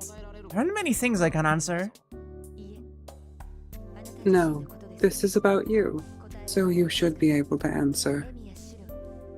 Amiya Shirou, I do not understand your previous statement. I refuse to be your guard. How can you call that a good thing? Huh? Oh, that's your question? I'm sure I'd sleep better with knowing you were guarding me, but I'm a guy and guys are supposed to protect themselves. Tosuka is, well, I'm sure she would deal with anything that came her way. You're going to protect yourself with that body of yours. It only sounds like a bluff to me. I'm calling you out on your toxic masculinity, Shirou. Hear me out. It is. We are the weaker ones, so we'll lose unless we bluff. Well, to be honest, I can't help but feel uneasy, but I still want you to keep distance. It will tire Sakura if you move around. I don't want Sakura to use any more magical energy. I see. Moving about will certainly burden her. I burden her just by taking form, so you'd not want me to take on excess work? Right? I just want you to protect Sakura. And if I ever get killed, can you protect Illy as well? How convenient of you. You know I'm a burden, but you want to rely on me in the worst case? Yeah? Is that asking too much? Ryder doesn't answer. Her blindfolded eyes stare directly at me. Why not make a deal? I'll, definitely help you if you're in danger. It's give and take, so you can take Illy into account as well. I cannot respond to that. There's a high probability that you would already be dead if I were in danger. Your proposal is not attractive. I'm so much better than you, Shirou, yet you have no fucking clue. You're literally so cringe. You're right. It's meaningless if I'm dead before you're in danger. I'm sorry, I was really being convenient. But I'm troubled now. That means it's better to take Ilya to a safer place. She doesn't want to go to the church, but leaving her alone in her castle is even more, Jeez. You really are unreliable. Huh? Did you say something, Ryder? Yes, I said I will consider your proposal. If you save me when I am in danger, I shall definitely do as you wish. Is that alright, Shirou? Oh, really? I was being really convenient, you know? This is reasonable. It is only if you save me first. Make me owe you, boy! I'm stunned. I'm glad that Ryder accepted my proposal, but more than that... Ryder, did you just smile? No. There was nothing to be happy about, so there's no reason to smile. But you were smiling. Even if there wasn't a reason, it was really subtle, so you almost didn't catch it. That is not possible. You are mistaken, as I am denying the fact. Ryder declares. Now that she mentioned it, maybe she's right. The air is getting strangely tense now. I was going to go back to the main building, but I'm concerned about Ryder. She's silent and cold like always, but it seems like she has something she wants to say. The air gets tense as we're phasing off. But I know this is abrupt, but Ryder is tall. Long hair, slender limbs, only seen it once, but her face under the mask was beautiful. Saka and Sakura are beautiful too, but Ryder has an entirely different sort of beauty. Dude. Do you have a question, Shirou? It's not much of a question, but can I ask it? Please don't tell her to fucking remove the blindfold.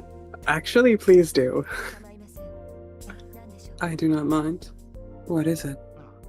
Okay, you're tall, Ryder. Exactly how tall are you? I ask her straight out. Wait, why is she bugging up? Ryder? No, it's nothing. Please do not mind me. Alright, how tall are you? You're taller than me, right? So you must be over 170. It's not that tall. I will not answer that question. Please ask me something different. One answer? You don't know how tall you are? Oh my god, is she embarrassed? No, that's not the case. Regardless, please ask me something different. I will be angry if you persist in this. Huh. Ryder is obviously disturbed. The usually cool Ryder is flustered, so would it mean that... Ryder, are you self-conscious about your height? Yeah. Ryder freezes. It seems like it's right. Both shut our mouths. Oh my god. She must not be able to bear the silence. Is it strange for me to be worried about such a thing? I love her so much. Hey, could you look at that? Ryder has body image issues, as if there weren't already enough similarities between her and Sakura. This is delightful. No, I was just wondering why, and not just because I found it strange. Why does it bother you? Is it not obvious? A tall woman like me is unsightly, unattractive. Why? It's good looking. Actually, she's asking too much. I want her height, really.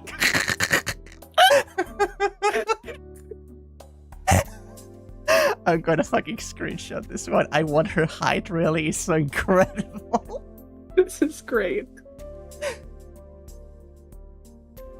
And silence again. T4T jealous. Yes!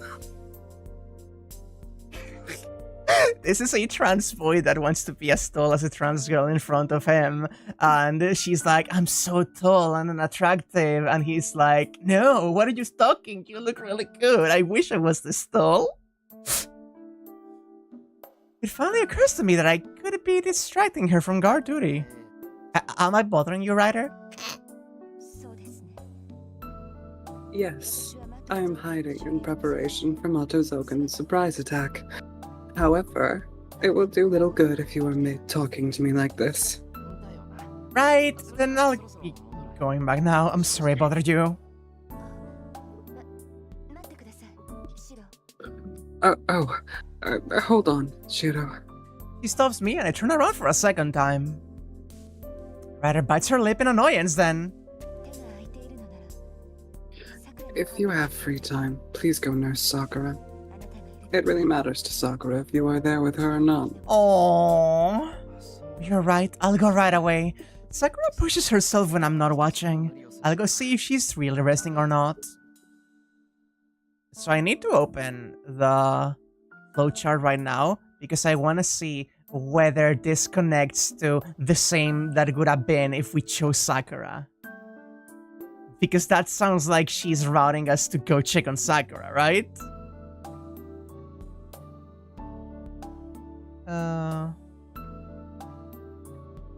It doesn't connect to the same thing. However, both of these options give us a Sakura point, apparently. Let's go. Ryder is also a correct answer. Sakura's room is near here, so I'll take care of her this afternoon. Oh, that's right, I remember why I came here. I turned to Ryder for the third time. What is it, Shirou? Good morning, Ryder. I haven't greeted you yet, right? Good. Good. I'd just be stupid if I forgot to greet her when this is the whole reason I came here. Then... Good morning, Shirou. Then I shall also say something I held back. Ryder regains her composure and looks down at me coldly. What? You waste effort on useless matters. It is too late for a morning greeting. It's already afternoon. I'm sorry. I honestly forgot about you until just now. I thought as much. Please take better care in the future. And please, forget what I said earlier. What do you mean? How you must think I am a nuisance. I misunderstood you, so I take it back.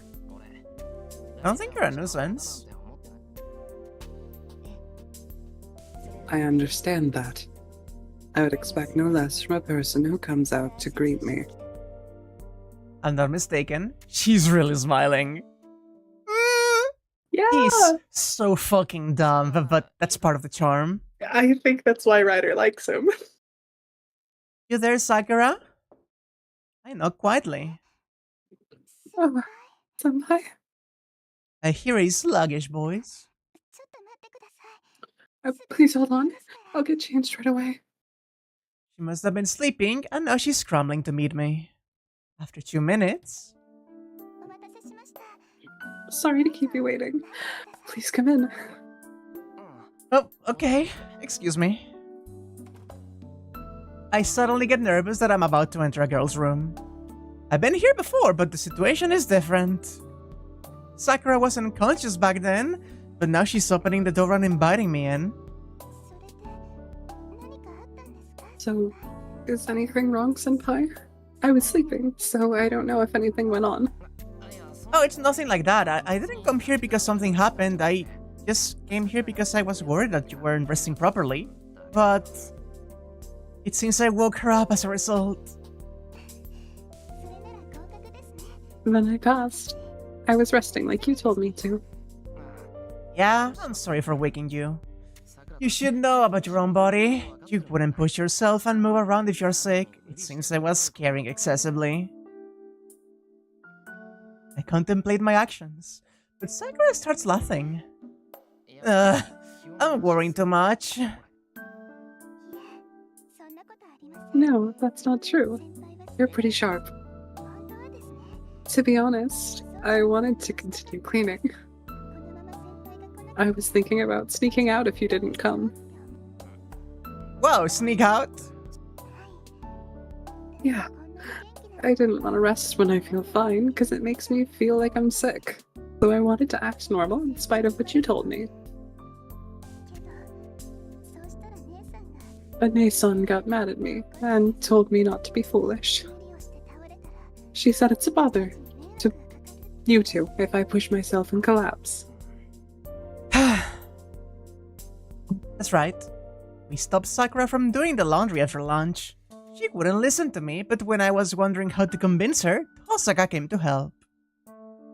But it wasn't anything nice. If you collapse, we'll have to kill you, as her harsh words could indicate. Yeah, Tosaka was mad. Yeah, my son scolded me. Sakura sounds happy.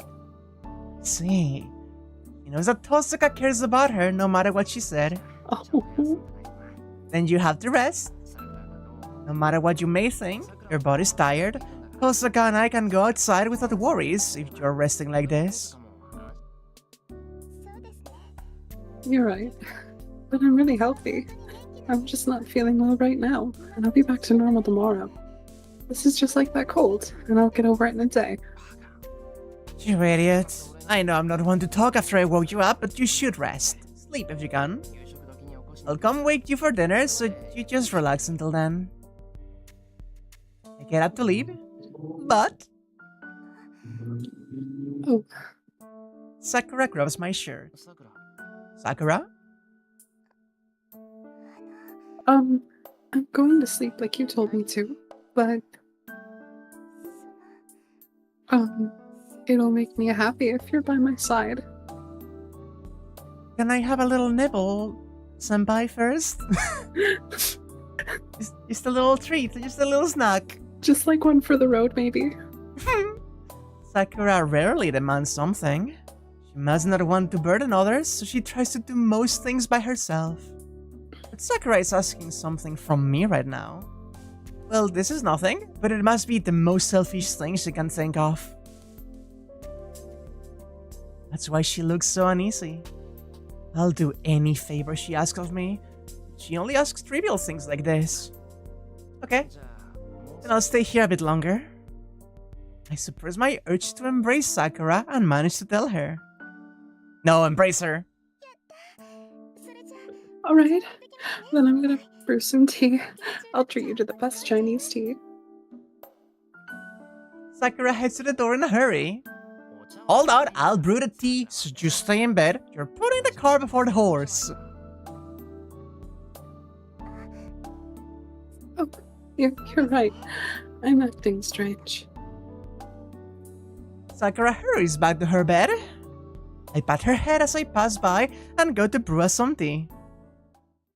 The living situation of Sakura, Shirou, and Elia has been going significantly better than I thought it was going to be. But the situation is more nerve-wracking than I thought. I'm alone with Sakura. But to be honest, I knew you liked Nae-san, because you're always so happy in front of her. So everything Sakura says goes over my head. I'll lose control if I look at her too closely. I'm a man, you know? Recalling what happened that night makes me want to pull her close and hold her right now. Please notice that this is the Real Tanua version where he got his blood drunk. So like... this is a fetish. This is a really intense fetish that he has awakened. You said it on the day of canonical blood doll Shirou. He's a freak. We love him.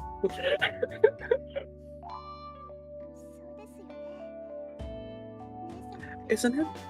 I'm not attracted like Nae-san, and you seem to like Ilia-san too. Do you not like shy girls? I take a deep breath and calm myself down.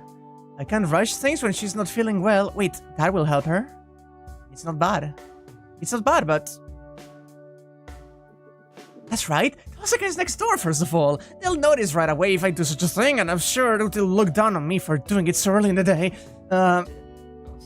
Wait, Sakura, did I do something wrong to make you angry? Realizing that Sakura is unhappy, I come back to the real world. No, you haven't done anything. That's the problem. Huh? I said something very suggestive. You weren't listening, though. Sorry, I was spaced out. I think we were talking about Tosaka. Yes, I was asking if you're happy now that Nesan's staying here. Oh, that's right. I was asking Sakura about her situation. Wrong answer. So how is it? You like Tosaka, right? So doesn't this make you happy? Yes, it is delightful, but I'm also feeling uneasy. Nesan is my ideal, and she has many things I could not obtain. That's why I want to look away when she's near me, and I can't be honestly delighted. It feels like I'm being condemned by Nesan and myself for what I'm doing. I can understand Sakura's point. It's painful to have your ideal in front of you because it makes you feel inferior. Well, I do understand, but... Sakura? Her ideal is someone like Tosaka? I asked timidly. Tosaka might punch me if she was here. Yes, I've always wanted to be like Nesan. Oh, it's not as a Magus, but as a girl. Nesan can do anything. She's always dignified. I want to be as cool as her. Sakura sounds happy.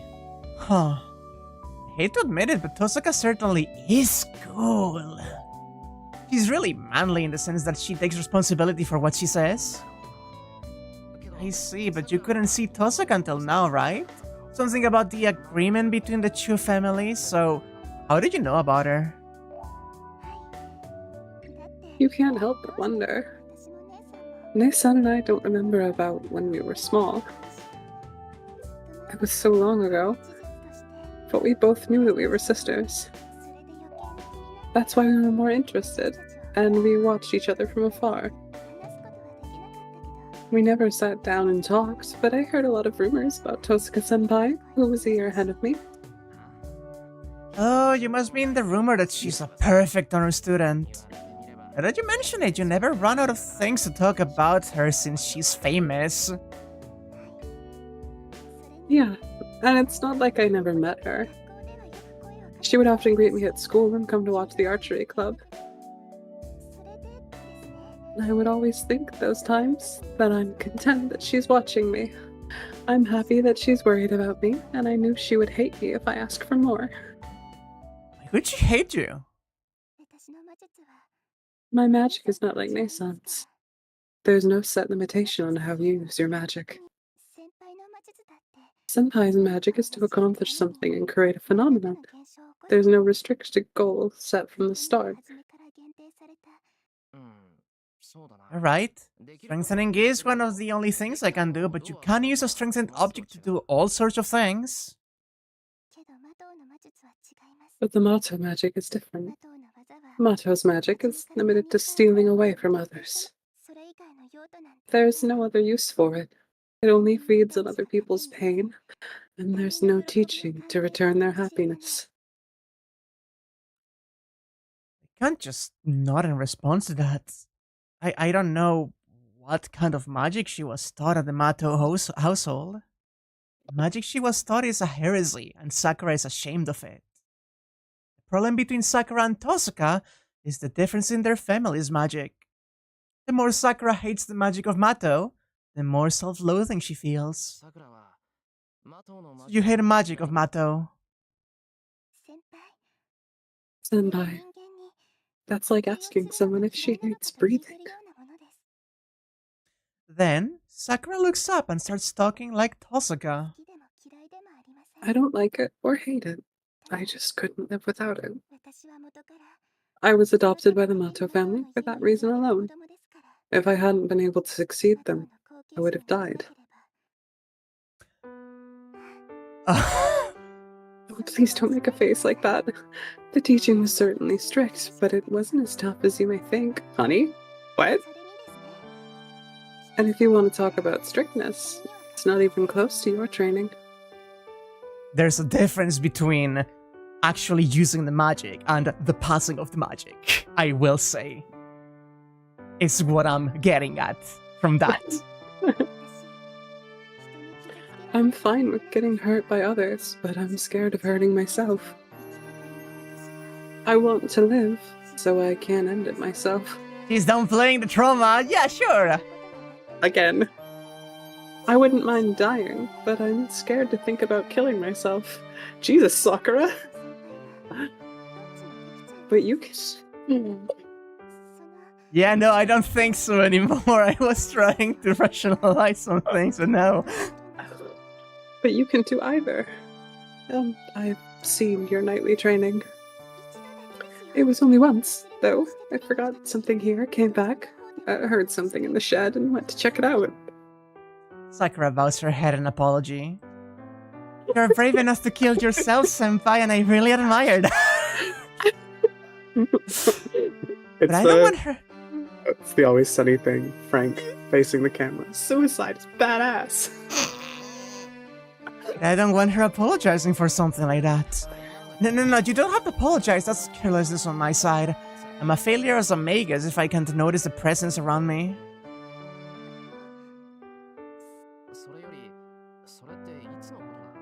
More importantly, when was that? Was it right after you started coming here? I really hope so. I'm improving, even though it may be really slowly. If I didn't notice Sakura's presence recently, that means I haven't improved at all. It was last summer. It's the day Fujimura-sensei brought a watermelon. I see, that's good. I sigh with relief. I guess I can excuse myself if it was half a year ago. So, Sakura, what do you think? He's the first person besides Kiritsugu who saw me training in magic.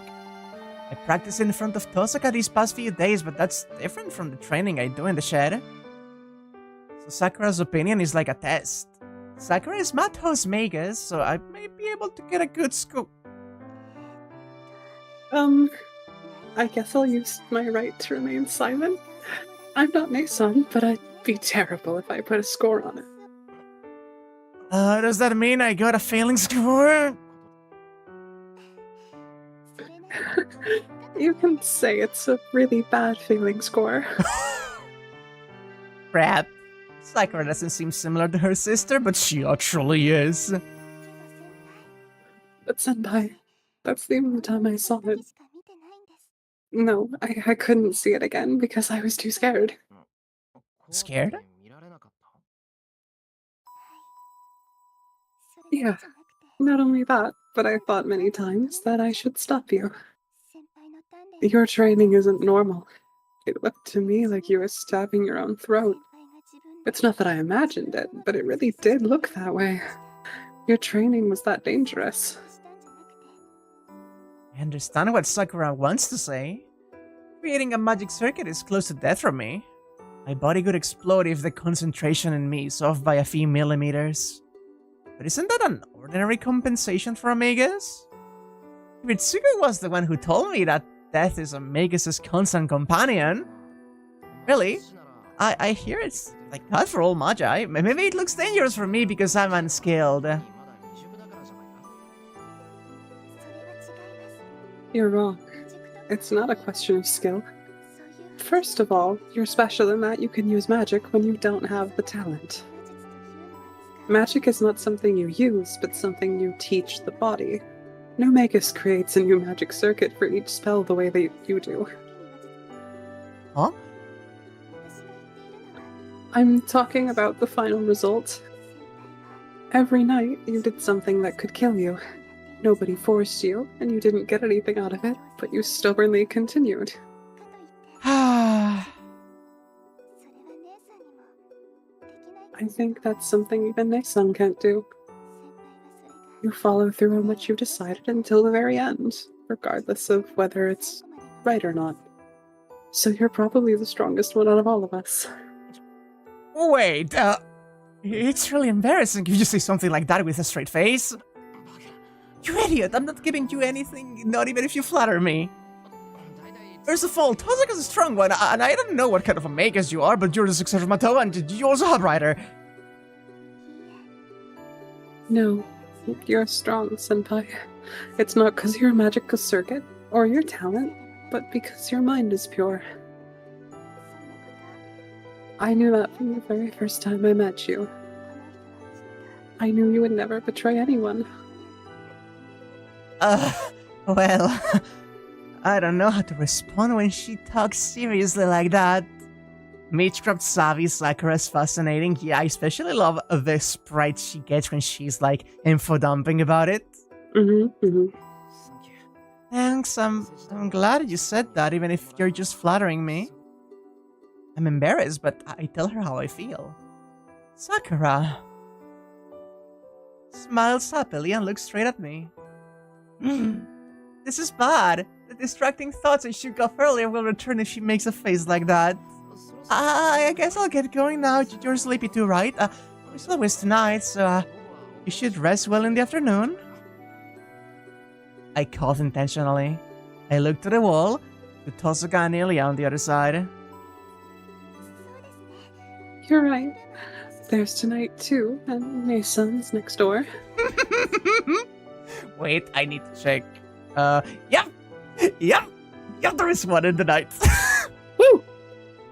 They're setting up the date to go fuck later, don't worry. God bless.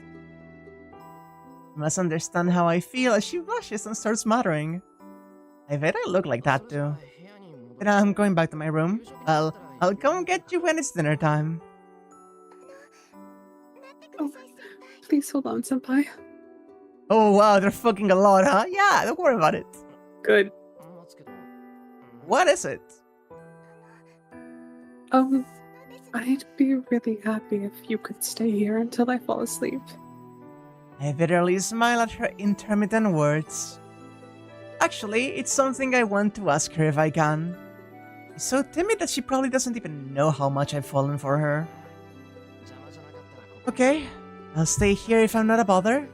I'll go after you fall asleep, is that fine? Of course. I'll do my best to stay up. But Sakura, I'm glad you're saying that, but that defeats the whole point! Oh, these two. Sakura suddenly falls silent once she lies down. She must have been tired. It looks like she suddenly got sleepy once she laid down. Hey Tom! But still... Oh! But senpai, I'll get well if I rest today. But what about your arm?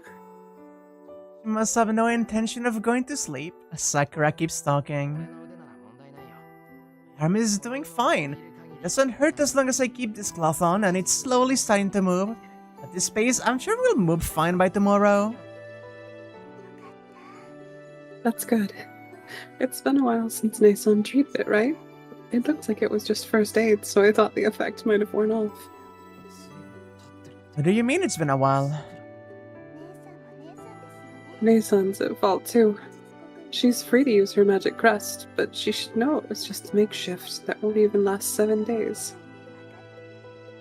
Sakura says it like it's nothing. But... won't even last 7 days? It sounds very out of place.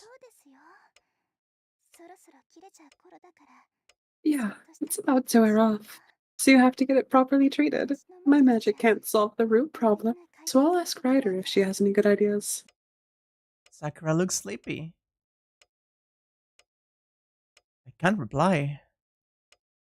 I can only convince myself that Sakura is saying strange things because she's about to fall asleep. You're there, right, senpai? Yeah, I'm here. Good. Please stay by my side, senpai. I have nightmares if I'm alone, so please. Sakura slowly closes her eyes. Her breathing becomes more gentle and she goes into a deep sleep. I turn off the light and leave her room. I saw Sakura fall asleep peacefully, but I don't feel any peace of mind. So please keep watch and be on your guard against me.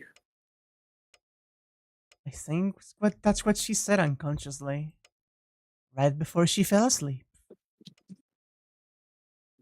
Jesus fucking Christ! Oh, I was gonna call it here, but like... We can go through the interlude. We can? Sure, yeah. Sure. That's Shinji. I'm coming in, Sakura. He opens the door with a... Oh, I dislike this a lot. I don't want to be in a fucking flashback here. He opens the door without waiting for a reply. He has never waited for his younger sister's reply before opening this door. Enjoy your dose of Shinji of Mao. So Danny's suffering. What, she's not home yet? She really is a problem. Oh, this is not a flashback. He clucks his tongue and walks into the room. Scratching at the wall, Mato Shinji wanders through his sister's room like a blind dog. Sakura, are you in the basement again? What are you doing down there? Ignoring me. He keeps asking questions that will not be answered. There is no one in the room. His sister has not been home for the past few days. It is obvious that the master of this room is not here, but Shinji wanders through it all the same. It's just like always. It really is like always. He throws the clock that touches his hand. The sound of shattered glass is more annoying than he thought. Where the hell are you? Keeping a secret from your brother. He starts throwing things as if to vent his anger. This is like always too. This outlet has been his daily routine for the past few years. It's his best opposition that began 3 years ago when he found out the truth. The Mato bloodline came to an end when he was born. Oh. The noble family lost its power, becoming mere humans. The only special thing is the accumulated knowledge. The once noble family of Magi is fated to perish in this far east country. He has known this since he was young. The Mato family was a family that passed down secret techniques. But it is all in the past tense now. As the Mato are no longer able to use magic, they are to blend into society as ordinary people. But he did not think so. Their magic circuit faded away, leaving them unable to perform their secret techniques. The bloodline of Magi ended for Mato in his father's generation, and he knows that he does not have the right to succeed the Mato name. But the Mato family still has the records. The bloodline perished, but the accumulated knowledge is not lost. That itself is special enough for the boy. He thinks he is different from the others. The Mato family have been chosen. That will not change, even if they lose their power and cease to be Magi. He was proud of himself because he was born into a special family to be raised in a special way. Even if he's a failure as a magus, he is a child born into the chosen family. But a new child slipped into the chosen family. His father adopted a girl who had none of her own. It all happened more than 10 years ago. The girl named Sakura became his little sister from that day on. At first, he hated this new sibling. He did not want any outsiders coming into the special Mato household. But the boy started to accept his sister day by day. The girl named Sakura was silent and ordinary, no more capable than a guard dog. It is a waste of time to be hostile against someone like that, and to a degree, it is more charming for her to be that stupid. He looked through books, memorizing magic he could not use, to remind himself that he was the Mato heir. He was the only one who could enter the study. His adopted sister could never be named the successor, so she had no right to trespass there. His sister would live as a normal human being, never being taught the family's surviving knowledge. This fact greatly satisfied his pride. A family of magi has only one successor. He knew that, so he did not question their separate upbringings. Only one could learn magic.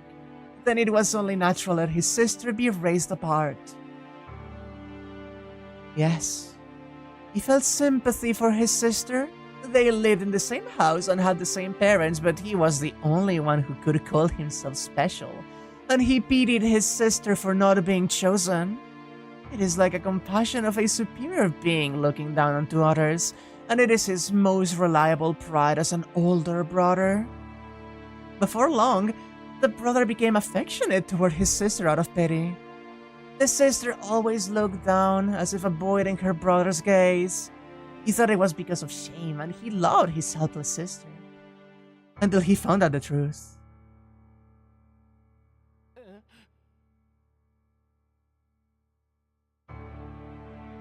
It's you, by the way. What? That was all he could manage when he accidentally found the room.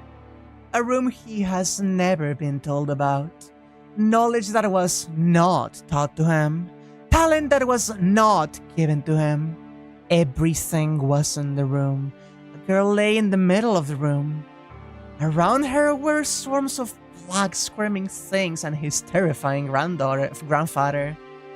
And his father glared at the boy as if he was a nuisance, an attitude he had never taken toward him. And that ended it. Everything he believed in, everything that constructed him was turned upside down. It was not him that was special. It was not his sister that was kept at a distance. It was not her that was pitiable. It was not her that was looking down on the other person. His life completely changed. Since he no longer needed to hide anything, his father took a defiant attitude toward his son. He started spending more time with the boy's sister instead. No! His sister did... Oh, okay, sorry. I'm so sorry about the brain rot, right? I'm so sorry about the brain rot, but... Go on. So there's, like, the whole thing about the worms are very much kill on sight for guys, and this is a more of a thing that works on girls, right? This is the moment where Shinji starts taking estrogen. I'm just saying, it lines up. Oh my god. This is the moment where he is like, if I was a girl as well. If I was a girl as well. This is fucked up. This is abstracted gender dysphoria. That's all I'm saying. I'm saying that transphobic ex Shinji is canon. God. His sister did not say anything, but could just hang her head like always. She still acted as though running away from his gaze when she could say, "Sorry, Nissan." As if pitying him, she said it with the emotion that he once felt for his sister.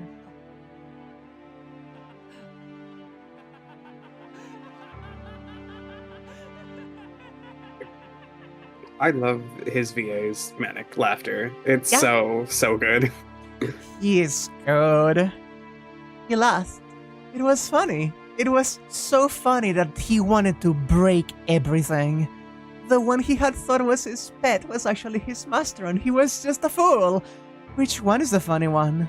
It must be both. At that time, as he went back to the mansion with unsteady steps, he realized the world had not been turned upside down. It had been like this all along.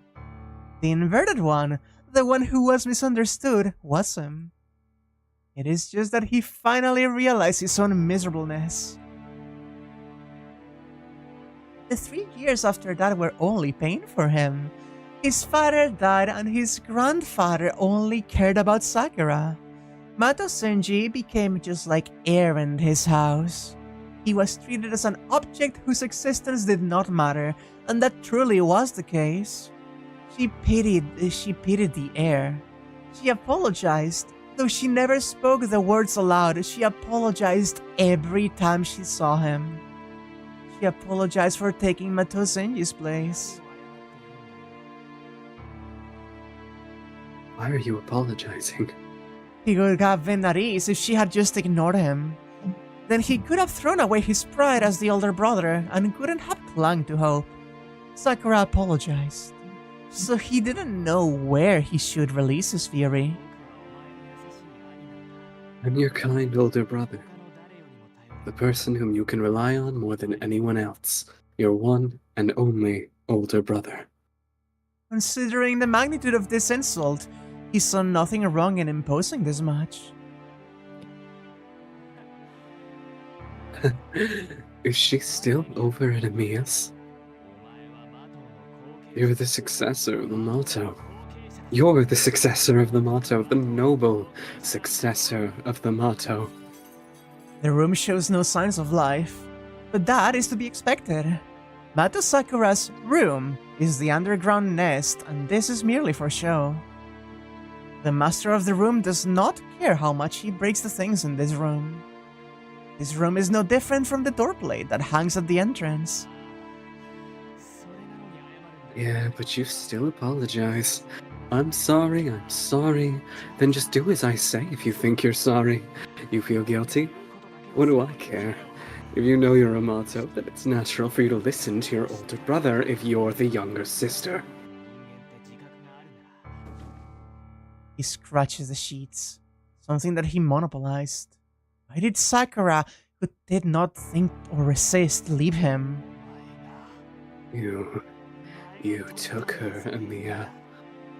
That was his miscalculation. He knew she was attracted to Shirou.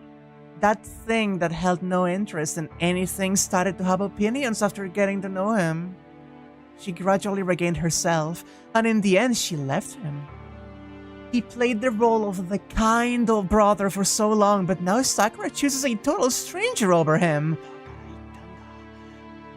That's why I said it wasn't safe to have her over at Amiya's. But that old bastard spouted some bullshit about keeping watch in that house. His grandfather does not even try to bring Sakura to the Mato house.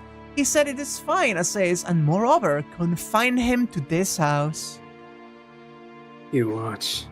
I'm gonna make you pay for this, Amiya. I'll tear you to pieces while Sakura watches. That's right. If Sakura has slipped out of his hands, he'll just reset the relationship to be like it was before. If she left the Mato house because of Shirou, yeah. I just have to make things like before again. Just like before. Lads. The clouded window reflects a face as ghastly as a skull. Jesus fucking Christ, Shinji. What a fucking creature. And now we leave. Now would be the point to leave it off. Oh my god almighty. So like, a lot of things happened this episode. Many things. It was a lot of fluff. A lot of fluff. It was a lot of fluff. And even through the fluff, there was extremely concerning things. Sorry, that's the wrong thing.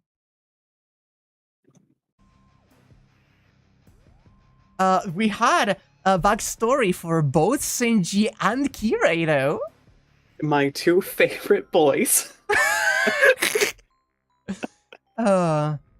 We had the fucking red interlude. Yeah, that was exciting. I can't wait for that to come up. I am so fucking afraid of that. Atrocious. Yeah, this was the calmest day, I think, in this entire route. A ton of stuff happened that contextualized a ton of things, but really the only, like, occurrence was the red interlude. It's like, it was the winding down after extremely emotional things happening and really big revelations, but at the same time, like, even though it was a wind down episode, it was still it had us tense through so much of it. It's still very good. It is not fumbling the tone at all. Also, I really like Ryder. The more I see of her actual personality, she is so fucking autistic. I love her. You were prepared for the horrors, you were not ready for the stuff between Sakura and Rin. Yeah. Damn. Next. The whole thing about her starting to call her Nason is the cutest thing I've ever seen. Hey, how do you think Shinji is going to react to coming in and Sakura being like, Nessan! And he's like, oh, now you're calling her too? Are you your fucking sister? I'm so excited to see what happens with Shinji. I don't know how to put it any other way. I'm very hyped. Okay, so like... Okay. Okay. So like... His obsessiveness is so fucking good. Like, the status quo of being able to abuse Sakura was literally the only thing grounding him as, like, something special, and he's clanging to it so hard. It's the fact that it's like, he is a character that is written to be spoiled and desperate, and literally all he had was a sister that allowed him to abuse her for his sake. Mm-hmm. And then she finally grows past the trauma and he's alone. And it's so compelling. Like, it's so like, good. Yeah, like, okay, it's like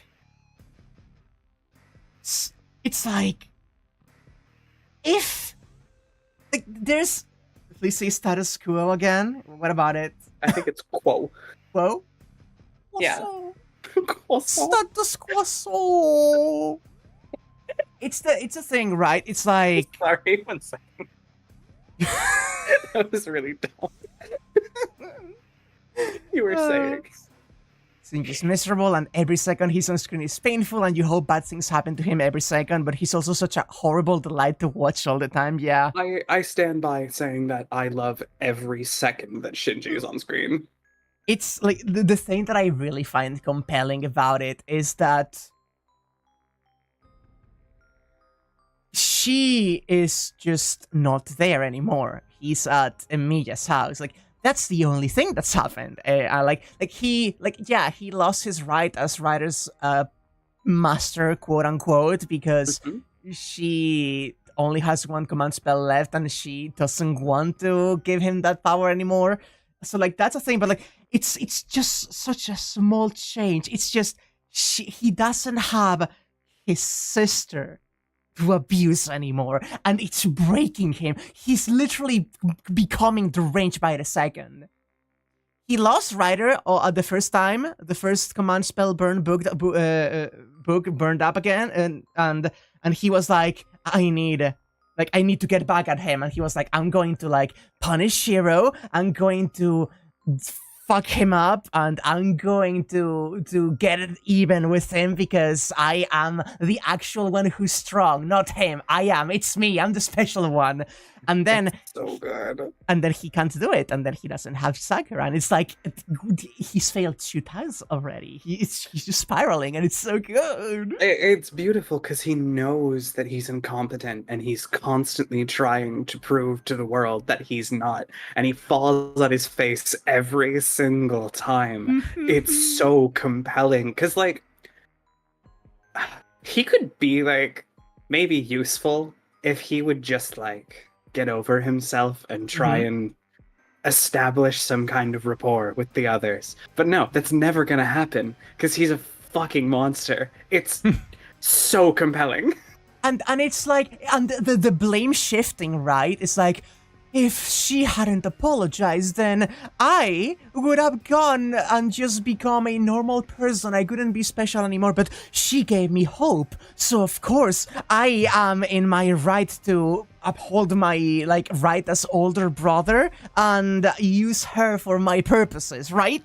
It's like, he's deflecting his own inability to just be fucking normal onto her. The blaming. It's so good. I fucking love it. I love Shinji so much.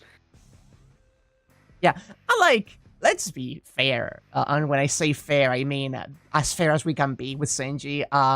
So much of him is just shaped just the same by the trauma of being brought up in a mage family with all of the fucked up things that connotes, and the neglect of his parents, and all of the bullshit that happened to him. Like, he's not an exception when we say that everyone is fucking traumatized.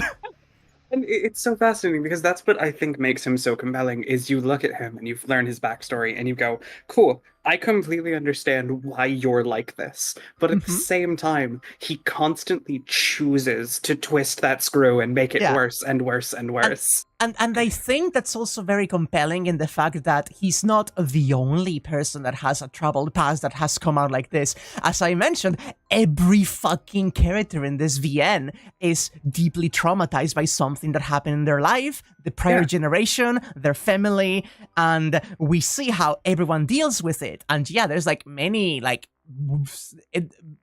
people that deal with it in horrible ways, but he's consistently being such a scummy asshole about it.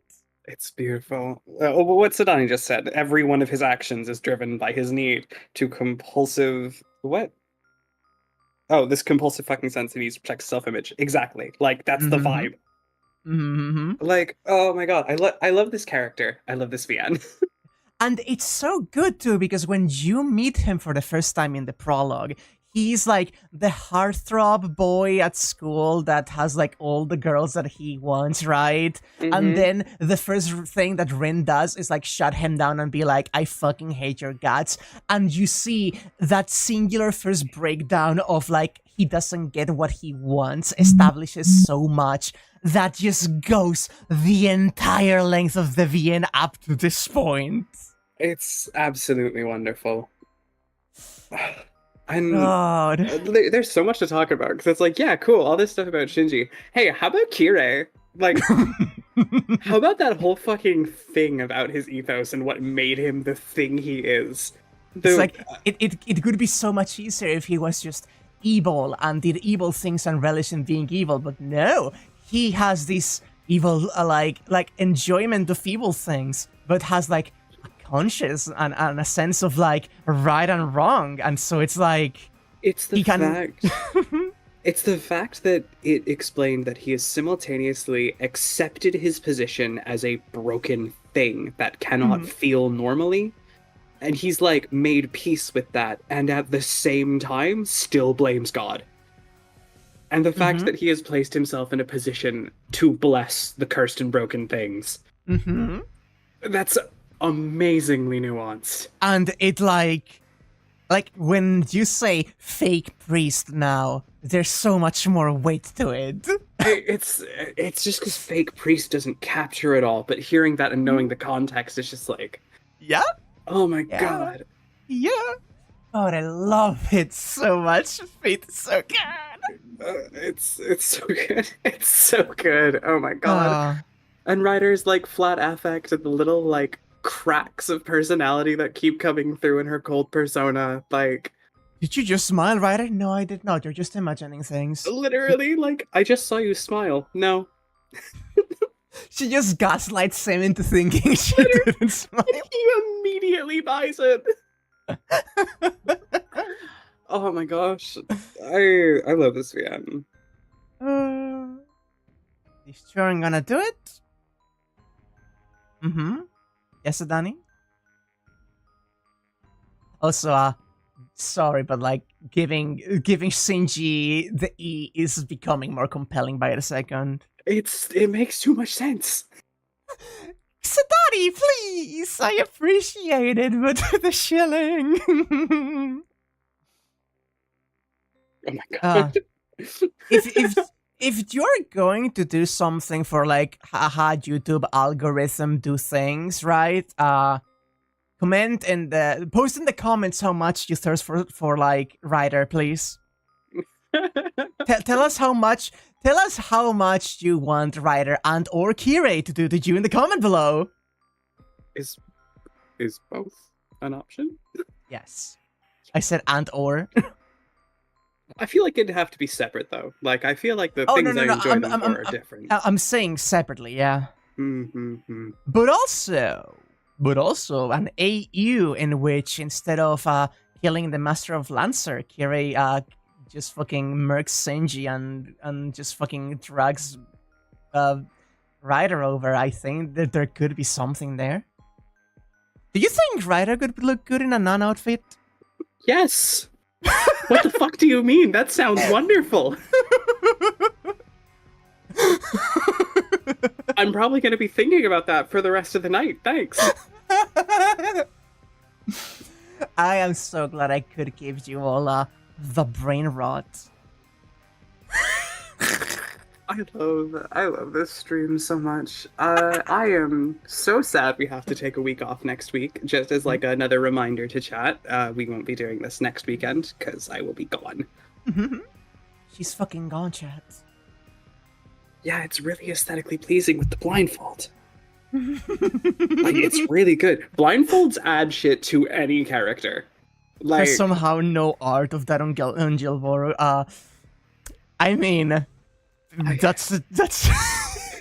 We you gotta and I are change that. locking eyes as artists, just like we have to fix this. Hey, remember when you mentioned the other day that you may want to do an art what collab? I said that we should do an art collab like 2 days ago?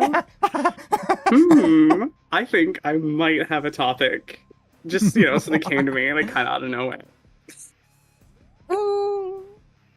Anyway, this is gonna be a fun one. I should go get dinner ready. Thank you for having me. Thank you everybody for watching. I love Fate so much. This is gonna be such a hyperfixation when I get let off this fucking chain. Oh man, once we finally finish. Okay, by the way, we are getting, we're actually going through it. We are at the, second half, maybe tail end of day 11. And it's 16 days, right? We're so close. We're so close! I can finally just fucking go. There's so much anime to read, or to watch, there's manga to consume, there's games to play. But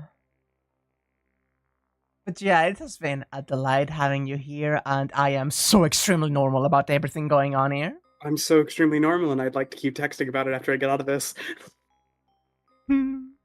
I'll catch you later. Bye-bye. Bye-bye. Goodbye, Tom. Go to that after party. Somehow you absolutely convinced Kirei was a castle earlier. This is reminding you, which you know why now, but oh, that's the name of the actual thing in English. Yeah. Oh, God. So we had one nightmare of that, huh? We had a one nightmare this episode. We had the first peek at the bullshit going on there.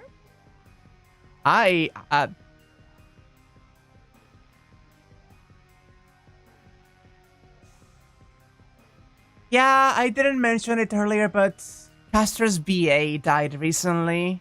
That's always a shame. The priesty robe, which he doesn't wear in Stay Night, but yeah.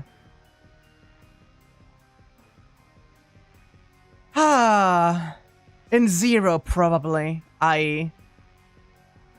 Listen, chat. Sadani is here, so I don't want to say much, but Anya, and by extension Sadani also, are not ready.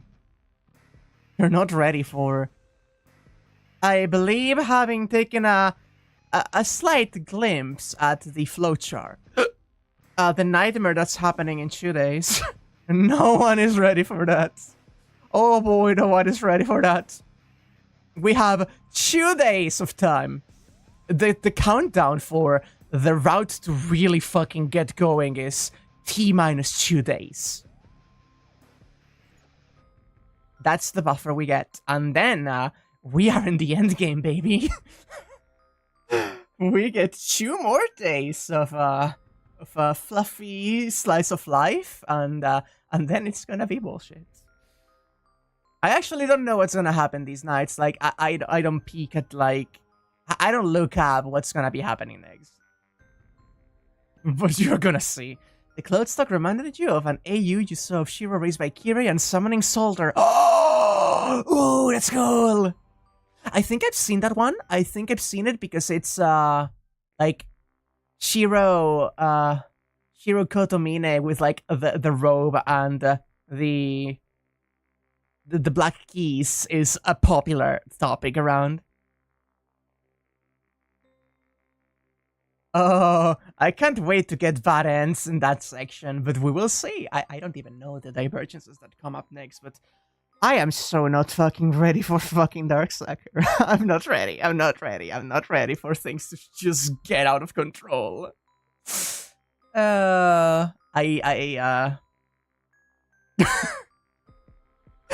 Sorry, I just looked at Discord and I see Anya's like messaging me in the shared Discord server we got. And the only thing I see sent 2 minutes ago, all caps, where do I even start?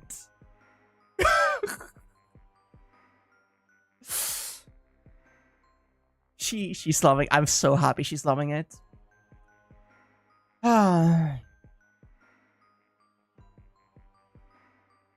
When I first invited Anya to actually read this with me, I invited her. Actually, I first wanted to get Jackie on board for this, but scheduling issues prevented me and Jackie from really actually putting down a schedule and streaming together to do this. And so I had this idea of, oh man, I want to do a stream of Fate Stay Night with someone that I'm close to, but like my bestie and closest person that I kind of want to show this to is not like able to do this. And then like I had been talking about Fate to Anya for a long time because it seemed like something that she really would enjoy. We have very similar tastes in anime, and she mentioned so many concepts similar to Fate that she enjoys. So every time that she said something, I was like, okay, I'm sorry that I'm bringing Fate again, but like this is what happens here, and it's super cool, and she would love it every single time. And literally every time I brought something up about Fate, she would adore it, but we never like sat down to like, what's the entry point of this? So when I went like, hey, I want to do this the stream, do you want to come over?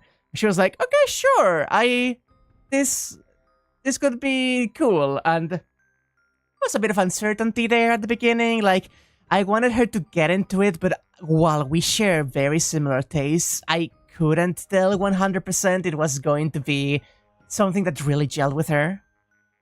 So seeing every single time without fail how normal she's being, the character she's fixating on, the art she wants to do of the characters, the way she relates to characters and what's like going on, and enjoying the themes and topics and being able to discuss this during and after the streams. It's gonna sound really stupid, but this is like the best part of my week. I really look forward to this every single time, and I'm gonna really miss the Fate streams once they're over. Of course, we're gonna still like do things, but like this has been an experience and a half, and I couldn't trade it for anything in the world.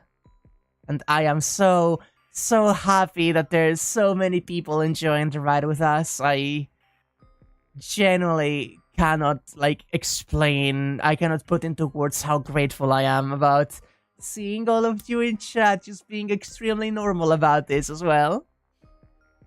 And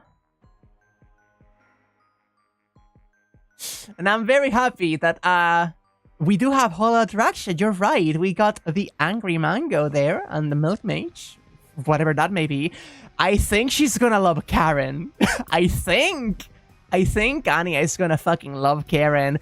Talking about the whole like female Kirei when we get to see that beast, she's going to enjoy the eccentricity of it all with all of her little quirks. How do you think she will react? How do you think she will react? Like, hey, Anya, Did you know that fucking Kirei has a daughter? She loves spicy food like him. Is even more findom than Rin, and is like a huge sadomasochist, I think. She's gonna like Angra too. I don't know much about Angra, mind you. Or however you fucking say that out loud, actually. I am, like, transliterating it. I do not know how you could say Angry Mango. And believe I never heard the Milk Mage nickname before. So the Milk Mage is something I think Angra mentions at some point. Like, I think there's, like, some kind of discussion about something having happened, and, like, it's like a hypothetical. It's not like a character. It's like a dumb side gag that happens at some point that has somehow reached me. Angra even made a fucking Simpsons reference? God. Don't forget the mom jeans and glasses for Ryder. Yeah, baby.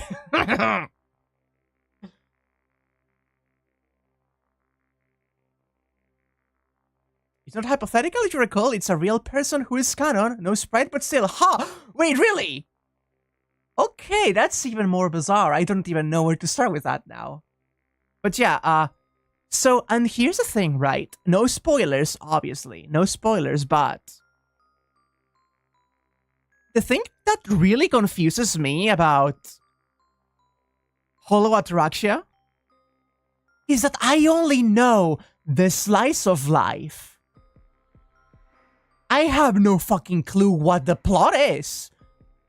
All I know is that the polycule is going. There's, Gilgamesh's water park. Everyone gets casual, like, vibes around town. Fucking the servants get jobs at the market. Like, it feels like a fucking slice of life AU. But I know it's not. I don't know what the lore is.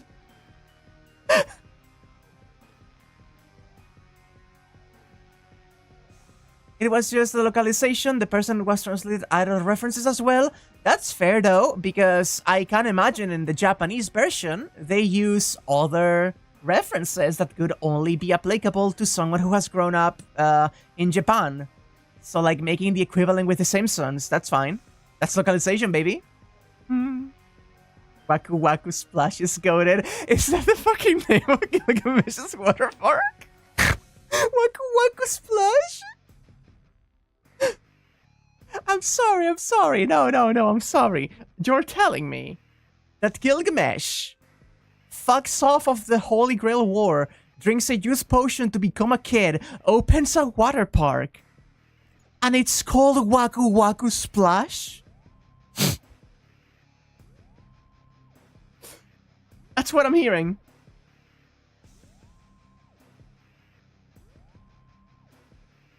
I'm done. I'm just done. I'm just done. I'm just fucking done. I'm over it. I'm done. I'm ending the stream here. Mention his V-Day give, yeah. It is. I do remember that the C is the actual, like, either the water park itself or the, like, ticket for the water park, but, like, you think I remember that? I'm sorry, I don't remember that. I don't remember every Valentine's, I only remember the Valentine's that bad end me, I'm sorry.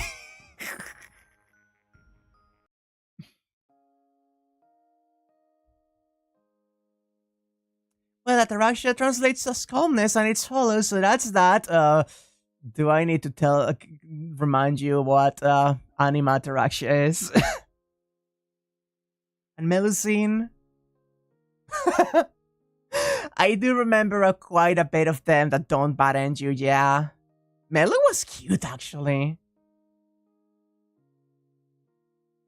Gil uses his clairvoyance to figure out what the hidden plot is, says, fuck it, I'm not dealing with this, and lets his kid version to work. I love it. I actually just fucking love it. I do like that Gilgamesh's like response to I don't want to deal with this bullshit is to just fucking chug a juice potion and have fun.